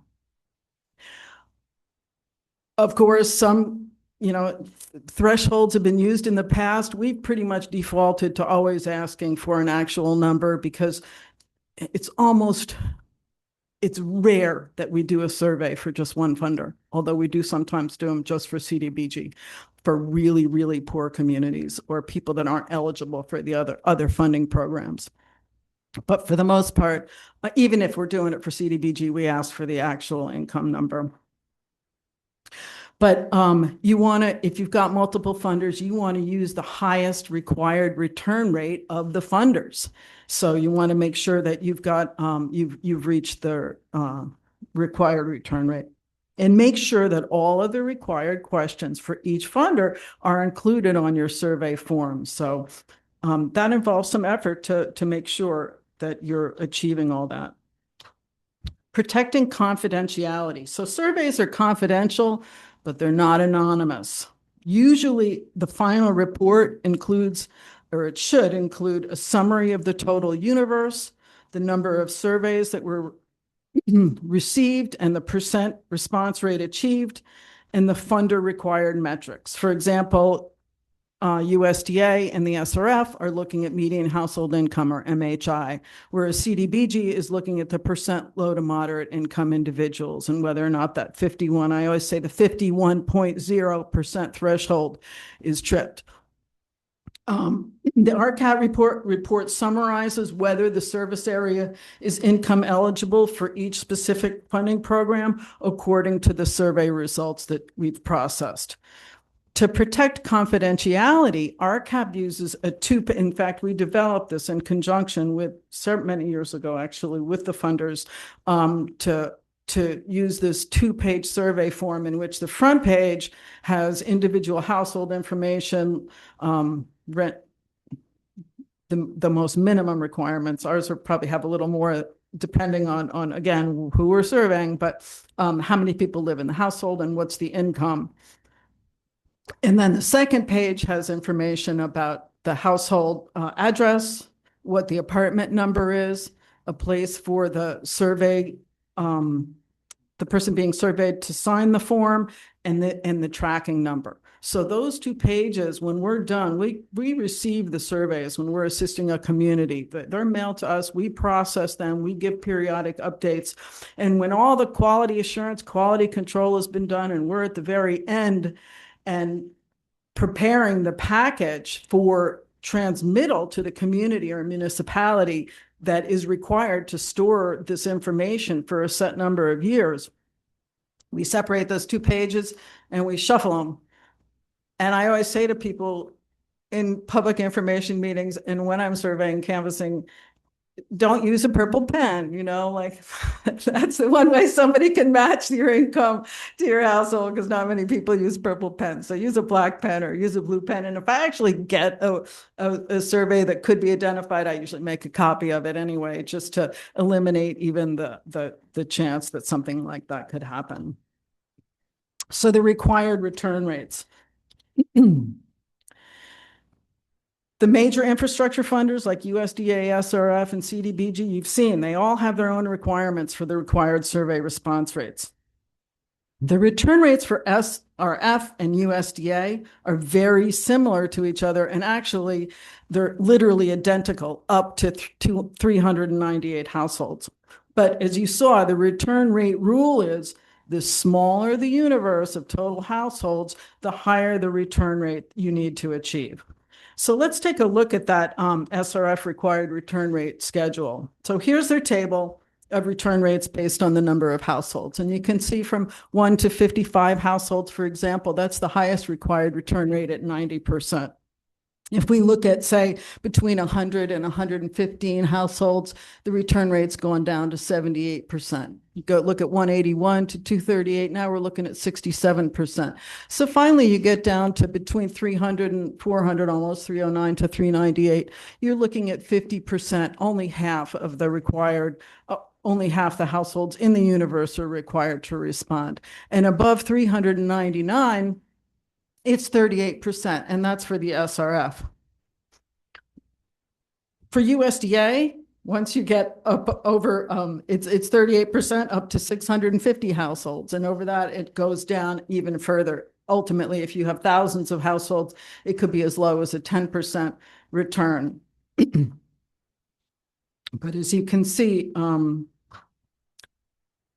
it's important to pay attention to that. And that's going to change, you know, as you're looking at your households and all of a sudden you've got a few vacants in there, you better keep a track of the count because maybe your return rate just bumped up because you have fewer occupied households in your survey universe than you realized.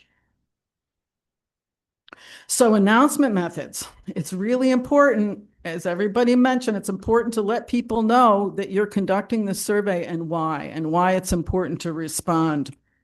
Many communities choose to hold a public information meeting. Sometimes they hold the meeting in advance in the survey. Sometimes communities prefer to mail out the survey and announce the public information meeting in the cover letter. There's all kinds of ways to announce the survey, and it depends. Sometimes it depends on how widespread the survey universe is. If it's going to affect a lot of people, if it's a whole village, for example, more general focus methods are used. Whereas if the survey is only going to be a small subset of the community, you can use more target approaches to announce that. And for example, a town may choose, or a municipality or a community may choose to send out a postcard to just a small water district or some subset.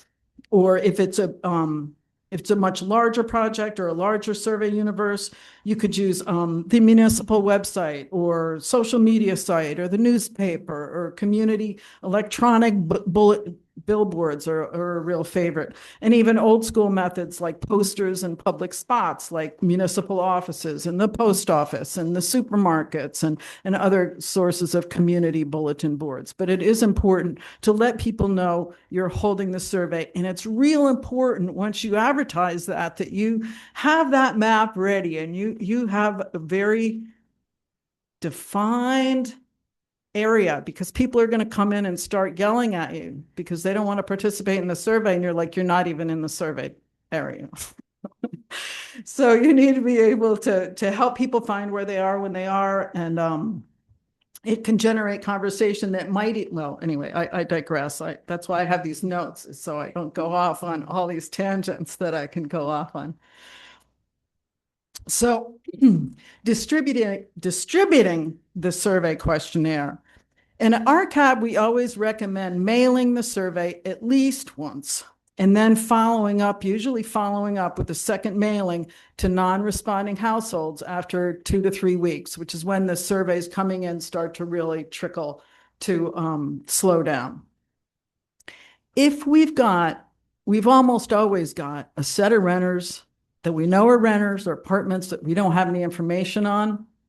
We don't usually give the surveys to the landlords to distribute because you've got a tracking number and you're not certain it's going to the apartment that you assigned that tracking number to. If they don't fill it out, you don't know. There's all kinds of complications that it can ensue. So we really like to conduct door-to-door canvassing of those renters to ensure that they're represented in the survey. It's not uncommon for renters to be left out of municipal decision-making. So it's real important to include them in the survey and ensure their representation. But it's not just for renters. You've still got to achieve the required return rate. You've got a bunch of mail back, most of it Most of it is from owners. Even when you have renter addresses and you mail to them, they percentage-wise don't respond as thoroughly as the owners because they're thinking, oh, this doesn't apply to me. I'm a renter, it doesn't matter. But the reality is you're paying for these projects in your rent. You may not be paying the bill, but your rent is based on whether or not the landlord has to pay the bill. And these funding programs exist to assist the people that live there, not just the people that own the property. But anyway, typically after the mailing, we go straight to door-to-door canvassing to achieve that required return rate. When we do the mail out, we always include a cover letter to describe the purpose of the survey, include that 2-page survey, and a self-addressed stamped envelope for return surveys. It makes a big difference to provide them with a stamped envelope to return that survey in terms of what kind of response rate that you can get back. Sometimes we include a QR code with a link to an online survey with it on the survey form itself in case they just want to do that. My colleagues in other states and even some in New York have had way better luck with that than me. I get a few that way, not a lot, but I always ask the community, do you want to include the QR code on the cover letter or not, or the survey form or not, and let them decide. A lot of it is, it's a collaborative effort. We work together with the community and how they want to advertise the survey, what they want to say, the non-required part of the survey form, what they want to say in the cover letter. We give them draft language. Here's some examples, what you've used in the past, but they decide what goes into that except where you can't say what the threshold is for eligibility or something like that. We make it clear that there's certain things they can't say, but most of, like I said, it's a collaborative effort.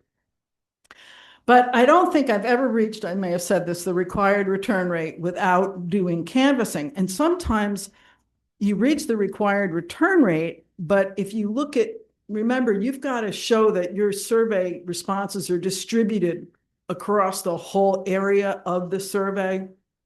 So you may reach the response rate, but you realize it all came from certain areas. There's big gaps where survey responses were not received. And you want to make sure that you go to those areas and include the owners and renter, whoever lives there, and make sure that your representation is widely distributed. Your response rate is widely distributed. So typical return rates based on the type of outreach method. This is a really old summary. Like the mail says 25 to 50%, one mailing. I routinely see in the past 20 plus years of doing these surveys, like 30%, 25 to 30% in that first mailing. That's a really, really good number. If there's less interest, maybe it's for a new system and a lot of the people have good wells and other ones have crappy wells, but you might find a lower return rate. Other people are really eager to get this funding so they can get this upgrade and keep their rates low. And you might see closer to that 50% in the first mailing, but that's a really good number. With a letter follow-up, you start to get higher response up to 60%. We don't do much telephone follow-up except in specific cases where we have the phone number or the community member knows someone and they say, oh, I can call them. And we talk about, as Charlie said, the script for doing telephone surveying, and of course for canvassing too, but we don't do a lot of it. It's mostly very targeted. And then we go to the door-to-door canvassing, 75 to 90%. And, in the past, we've had to achieve like 98%, 24 out of 25 households. You can't do that without canvassing. That's my experience anyway. I haven't been able to do that without going directly to the residents and asking them to participate. And sometimes you can't meet them. Sometimes you just can't, people don't want to participate. And you always, it's like, what do I do if they say no? And it's like, say, thank you very much. And go to the next one. You're not pressuring people to participate, but you may want to help explain why it's important. Oh, I said including an option to return a survey via a QR code may enhance that percent response, but honestly, I don't really know if that's the case. I assume it is somewhat true. And finally, assuring successful completion. Achieving the required return rate and ensuring widespread participation can be time consuming.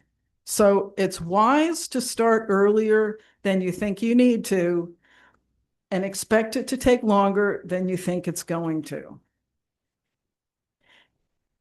One of the biggest challenges, obviously, is conducting that door-to-door canvassing to achieve the required return rate. And an income survey can literally take several months sometimes from beginning to end, from the planning stage and it can take a month to get the community to have the form and the mailing and get it out the door. It can take longer than that sometimes. You've got weather considerations. You've got staff and volunteer availability. You've got resident availability. If nobody's home, you have to come at times when they're there. And public enthusiasm for the project, as I pointed out. And it's a map of responses is required to show that distribution of responses across the service area. And as I pointed out, if you've met that response rate, but participation isn't widespread, you still have work to do. Final reports have to describe the survey methodology and how it meets the survey requirements of each particular funder or funders. Survey results reports are required to be included in the funding application, and each funder has different requirements, so be very attentive to their guidance when you're crafting those final reports. And finally, protect that survey confidentiality. Be careful not to inadvertently include personal information in your report. Sometimes, oh, how close I've come in the past, not recently, but in the distant past, of accidentally sending a master list that showed which household had which survey number. And it's like, oh, that was close. So it's real important that you're very careful about that. Restricting access to both digital and paper documents that you're required by the funder to maintain. And I highly recommend considering obtaining professional advice on ways to protect both physical documents and digital documents. It's a new world out there, and this is something I take real seriously. It's real important to the extent that we can. We don't always have the ability. Some things are required to be reported, but protecting that from general access is critical to the ability to keep doing this and being successful at it. And that's it for me. How I didn't time it. How fast was it? Usually I really get into rambling. That's I have my notes. Okay. Oh, great. Oh, smart. So not counting the technical assistance that you provide, which I know is extensive as being RCAP, if you could put sort of a cost estimate range. Oh, you don't like this question. Like, let's say you're having an initial meeting with a community and you want to give them an idea of this is the investment you're going to have to make to complete this income survey. Sure. As folks pointed out, there's the dollar value, and then there's the staff time, which is way more than the dollar value. So you can easily calculate printing costs and postage costs and cost of envelopes, which can range from a few $100s somewhere, up to $1,000, depending on cost of postage, whether or not you're using a postcard, whether or not you're doing a second mailing, all that. We craft it so with the survey, 2 pages plus the cover letter plus the self-addressed stamp envelope still goes out for standard postage. But if you added anything else, you'd have to think about that. But the real investment is the time of the people at the or within the community who are spearheading the effort, those staffers that didn't expect to be called upon, like the clerk, like the assessor, like the bookkeeper, like the code enforcement officer, whoever's helping with this project. Usually they're wonderful, but it wasn't in their job description. So whether or not they get paid extra, often they don't. So that's part of the time that goes into it, that we can slow it down because people need to have time to do these things and to do them right. Because even when you mail out a survey, you've assigned a survey number to each household, and then you're mailing the survey, and you got to make sure, like I used to come to the communities and help them stuff those envelopes because I'm the one checking to make sure that the proper survey number is going to the assigned address. And I remember one of my colleagues a long time ago, he's like, oh my gosh, I just sent out 300 surveys with no survey numbers. These things happen, you know, so that kind of attention to detail takes time, and it takes staff time. So in terms of costs, it's way more in terms of the people that are involved. If you have volunteers, some people, you know, we'll hire people to do the canvassing. We'll hire students. We'll hire people in the town. We'll hire my kid to do. We'll get the Boy Scouts or the Girl Scouts to come and do the survey. Never very successful. Survey canvassing is usually done by 1 or 2 or maybe 3 really committed people that have strong community devotion, that are volunteering their time, or they're a community employee like the clerk who got stuck doing it and who is willing to do it.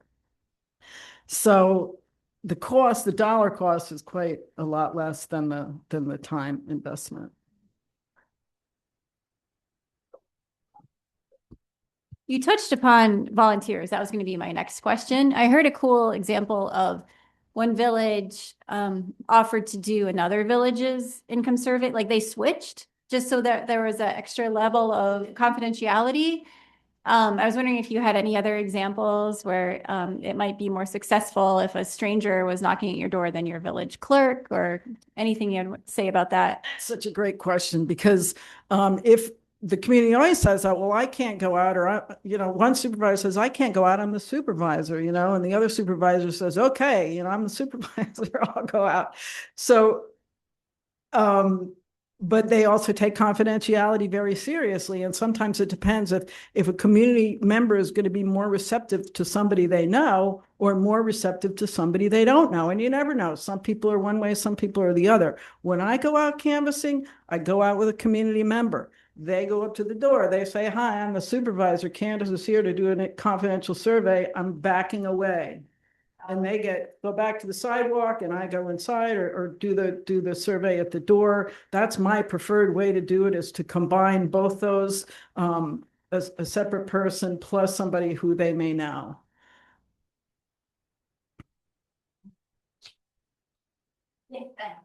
So trying to understand how the universe area is decided upon, like how does that get, how do you know how many it's within the universe of your project? It's an evolution. I mean, first of all, you're going to start, let's just say it's an EFC project where the project boundaries are the same as the survey boundaries. So the engineers already created a map. So what you want to do is look at tax maps where it's going to define individual lots. I mean, that's a real easy way, a place to start. The assessor usually has all depending, sometimes it's a local assessor, sometimes it's a county assessor, sometimes somebody outside is doing the tax, but mostly it's either the municipality or the county. So they have a list of properties. And from that, I always ask them to include, I didn't mention this, but I always ask them to include the property codes. And I meant to put up a picture of the property code so that, I don't know how many of you are familiar with tax codes, but for example, the 200s are the residential, the 300s are vacant lands, the 400s are mostly commercial. You might have commercial properties that have an apartment. So I literally go through the list with somebody from the community, if I can do this, and say, which one's vacant, which one has an apartment, which one do we have to follow up on? It's very time consuming, and it's so important to create that master list that's truly accurate. And like I said, it is evolving because you find this property doesn't exist, you know, whoops, there's a mistake on the assessment, or it's not actually vacant land. There's a house here, you know, what do? We go knock on the door and see what we can find out, and look in the window. If it's vacant, you know, you can tell there's no furniture in there, that kind of thing, which, you know, sometimes people don't love you going on their property. And that's a whole nother area that was beyond the scope of this presentation, but you want to make sure you have good identification and you're non-threatening. I think it's real important to be is nice and friendly and accommodating as you possibly can be, because you're representing the community and you're representing the survey, which is is an enormous investment for the community for this infrastructure project. But again, I digress. But yeah, it's an evolution. And again, the assessor can be, just anybody who's real familiar. A lot of times it's the clerk. They've been there for 30 years as the clerk. They know everybody. And they're like, oh, that house was there's a lot of property transfer in the past 5 years or even more. So there's a lot of turnover. So tracking who actually lives there now and getting a survey to them. A lot of times you get surveys back because it's literally changed in the time that you're doing the survey. If I get a survey from a household and I find out later that it's sold, I use the survey that I got. I mean, we're required to use the information we got at the time that we requested it. So you're not like chasing after new homeowners to validate the resident.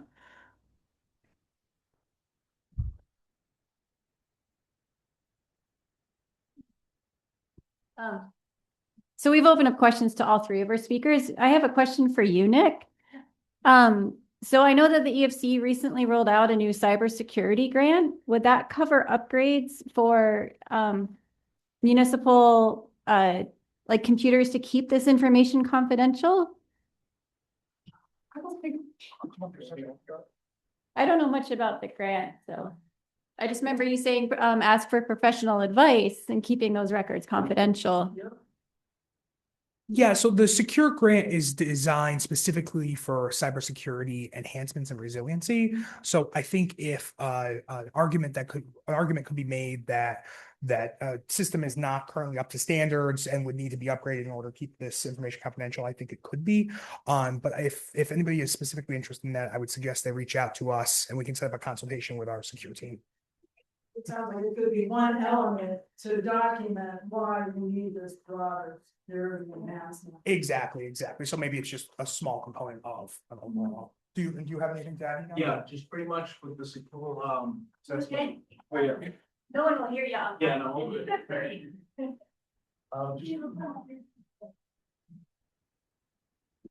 Just to echo what Nick was saying about the secure assessment and implementation grant, it really pertains to the IT and operational technology. So let's say if your system or your computer was outdated, we would give you funding to update that or get a new computer. So it's more IT and OT and ICS, which is much more software related and ICS types of things than OT. But pretty much assessment is up to 50,000 and implementation is up to 100 grand.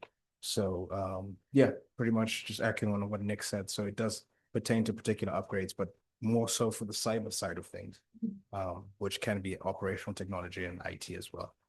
But yeah, that's it. Your question is, I'd like just to clarify, we're talking specifically about security survey instruments or? The record. Yes. Like if someone hacked into the town computer, that. I know that the, sorry.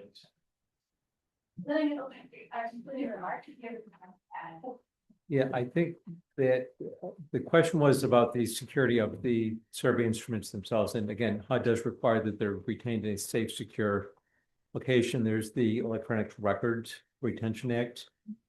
And I believe, I think it's through the Department of State. I think that they're not here obviously with us today, but I think if there was a question regarding that is who I would default to is for the electronics records retention. So again, everything that we do, there's nothing from our, strictly speaking, CDBG, there's nothing that says you have to retain hard copies of the records, but that you do need backup documentation.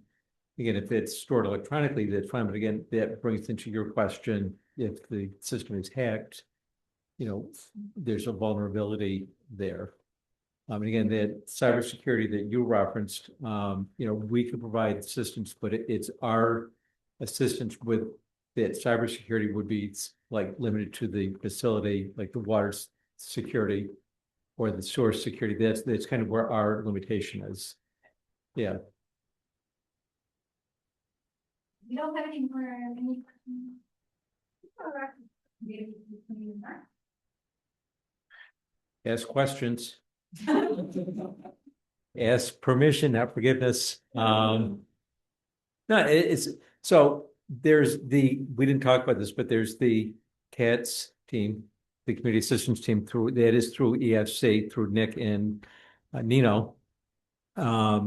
It's a great resource, again, when you're starting to put your projects together. But then we can also coordinate with you and help you. If you're doing a combined funding, we all have different funding mechanisms. We all have different requirements for surveys. USDA is not here with us today. They have different requirements. My default, and I will put Candace on the spot.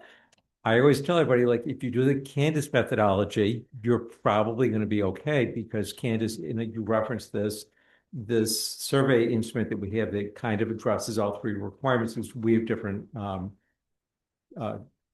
things that we look for in our surveys. But again, it's, ask questions. We're here for assistance. We're here to guide you. I would, would much rather see you ask questions, and maybe it delays the project for a year, but I'd rather have you be well prepared, because I know what the cost is to do these surveys. I used to be on the local government side. I'm on the state side now. I know what it takes to put these applications together, do the income surveys. It's a lot of work. And the last thing we want to have you do is stumble out of the starting block and fail. We want to help you prevent it. We want to make sure this funding is highly competitive. I forget, last year we awarded, I think we had $127 million in requests for about $20 million in available funding. So it's, that's your competition. So if you're coming in, if you've got a great project, we can't, we're not consultants. We can help guide you with the regulations and everything, but we can make sure you're on the right path. But you need to pick up the phone. You need to call us, and then we can coordinate with Nick. We can coordinate with Candace. I constantly picking up the phone, talking to Jess, hey, can you help these guys with an income survey? There's help there, but it's up to you. You have to start the conversation with us, and then we'll work with you from there. Thanks. I do. You may think of something, because as technical assistance providers, we do a lot more than income surveys. And a lot of what we do applies to income surveys as well as project planning in general. Many times communities don't know where to begin or what step goes when. It's all kind of a jumble. They're confused. They're not sure who's involved. And when we come on the scene, we generally say, hey, let's sit down. Let's sit down first and figure out what you want to do and what kind of information you have and maybe who you've talked to. And let's have a meeting. Let's bring the regulators in. Let's bring the funders in. Let's bring people to the table. Let's talk about this. Let's take some time to scope it out instead of leaping in. It's like, no, well, we really have to build this by June. And I'm like, you're not going to build it by June. You don't have any money and you don't have an engineer yet. You have to go through a procurement process, which takes time or whatever it is. It's just kind of a reality check. I understand what you really want to do, but let's see what the best possible scenario of what you can do is, and talk to people, advisors who can help you. And there's all kinds of resources, but that's such a big piece of planning for the project and also planning for the income survey. Shocking. I'm going to plug myself for a second. Shocking. I know. And again, I really appreciate that. Justin and I, we worked on this session. I think we started like December, I think, when we first talked about doing this. So one of the things that we're doing at OCR is I'm picking different topics to talk about. It's, yes, we can sit there and talk about the funding and the programs and everybody. I think a lot of us know all that. So I've got a new topic coming up, which is about planning. It's about using the data that's available to successfully plan for your project. I'm doing this at NYCOM in May. So if you're from a local village or city, hopefully you can participate in that. I'm going to use this at a few of the local regional planning commissions for the local government workshops. So it's a lot of interest in that this year. So again, I think that is a great tool to have. Think about that, as Candace said, you have to plan for this, you have to plan for success. The data's out there, and that's what we're helping you to put the pieces together so you can be successful. Let me get on the pack.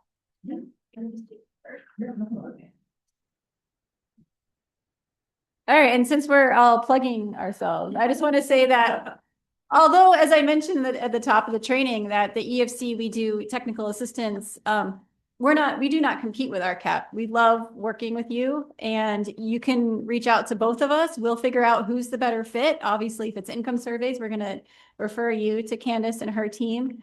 But you can talk to both of us, and we will help you figure out what you need. So I have a question here. I think it's probably for you, Charlie. Is it more competitive in a grant application to show that a consultant or other resources such as RCAP were used to conduct a survey versus using in-house staff? It's not necessarily about being competitive to show that you used Candace. It's about the things that I talked about. It's about the defensibility, the validity of your survey. That's really what we look at. Again, Candace has done a great job. We've had a long relationship with RCAP, for years. But it's really what you want to demonstrate. It's not so much who did the survey itself. Is it defensible? Is it valid? Did you go through the proper, the steps that we talked about for that? That is really what's going to help make your project, your application more competitive.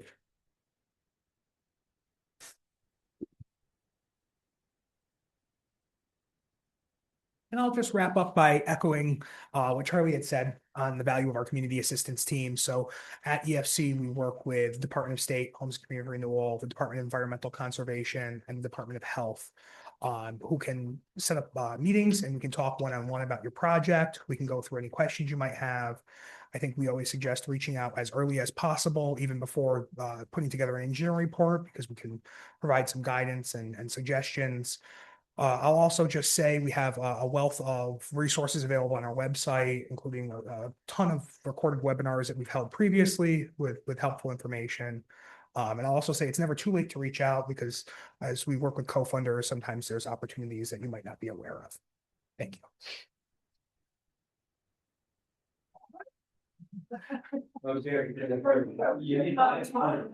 It occurs to me that I really wanted to point out that RCAP and all technical assistance providers and funders and regulators all come into a given community at different stages in the game.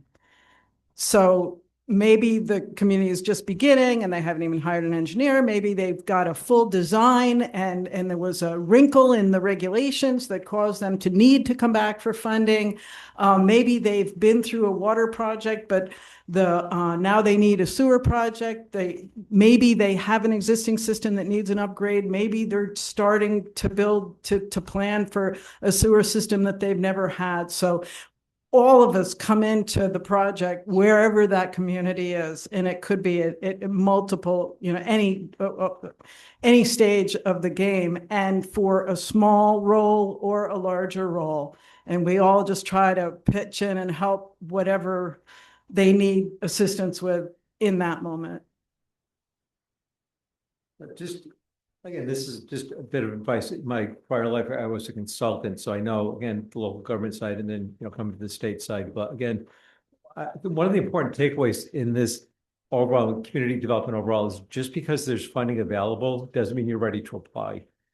You have to, we see that every year, but you've got to go through these planning steps. You have to make sure that you're ready. CDBG specifically, if you're coming in for co-funding on a sewer project, I have to be last in. So all your other funding has to already be in place, available and committed, and then you're showing a budget gap or affordability issue. That's where CDBG comes in. So don't come to me first. I'm going to refer you immediately to Nick and the CADS team to get started down that path. So again, think about that. It's just because there's funding available doesn't mean that you're ready. You've got to go through the planning steps, and then we can work everything out with you. All right, we're good. Oh, I just want to thank everyone. Thank you, Charlie, Candace, Nick, and for joining us today. We really appreciate the. Oh, yes, you're welcome. All right, I'm going to take a minute and talk about next steps. For those of you who joined us virtually, when you X out of Zoom, you will automatically see a screen for a evaluation. We ask you to complete that. For those of us who have joined us in person, I will show you, we have an evaluation via QR code that we ask you to fill out before you leave today. For those on Zoom, you saw the link with all of the handouts. That webpage will be updated with all of the training slides, additional EFC links, and anything that Candace would like to provide. This recording will also be made available on our YouTube, and all of that information will be conveyed to you with a follow-up email. And we thank you again for joining us today. All right, and I'm going to end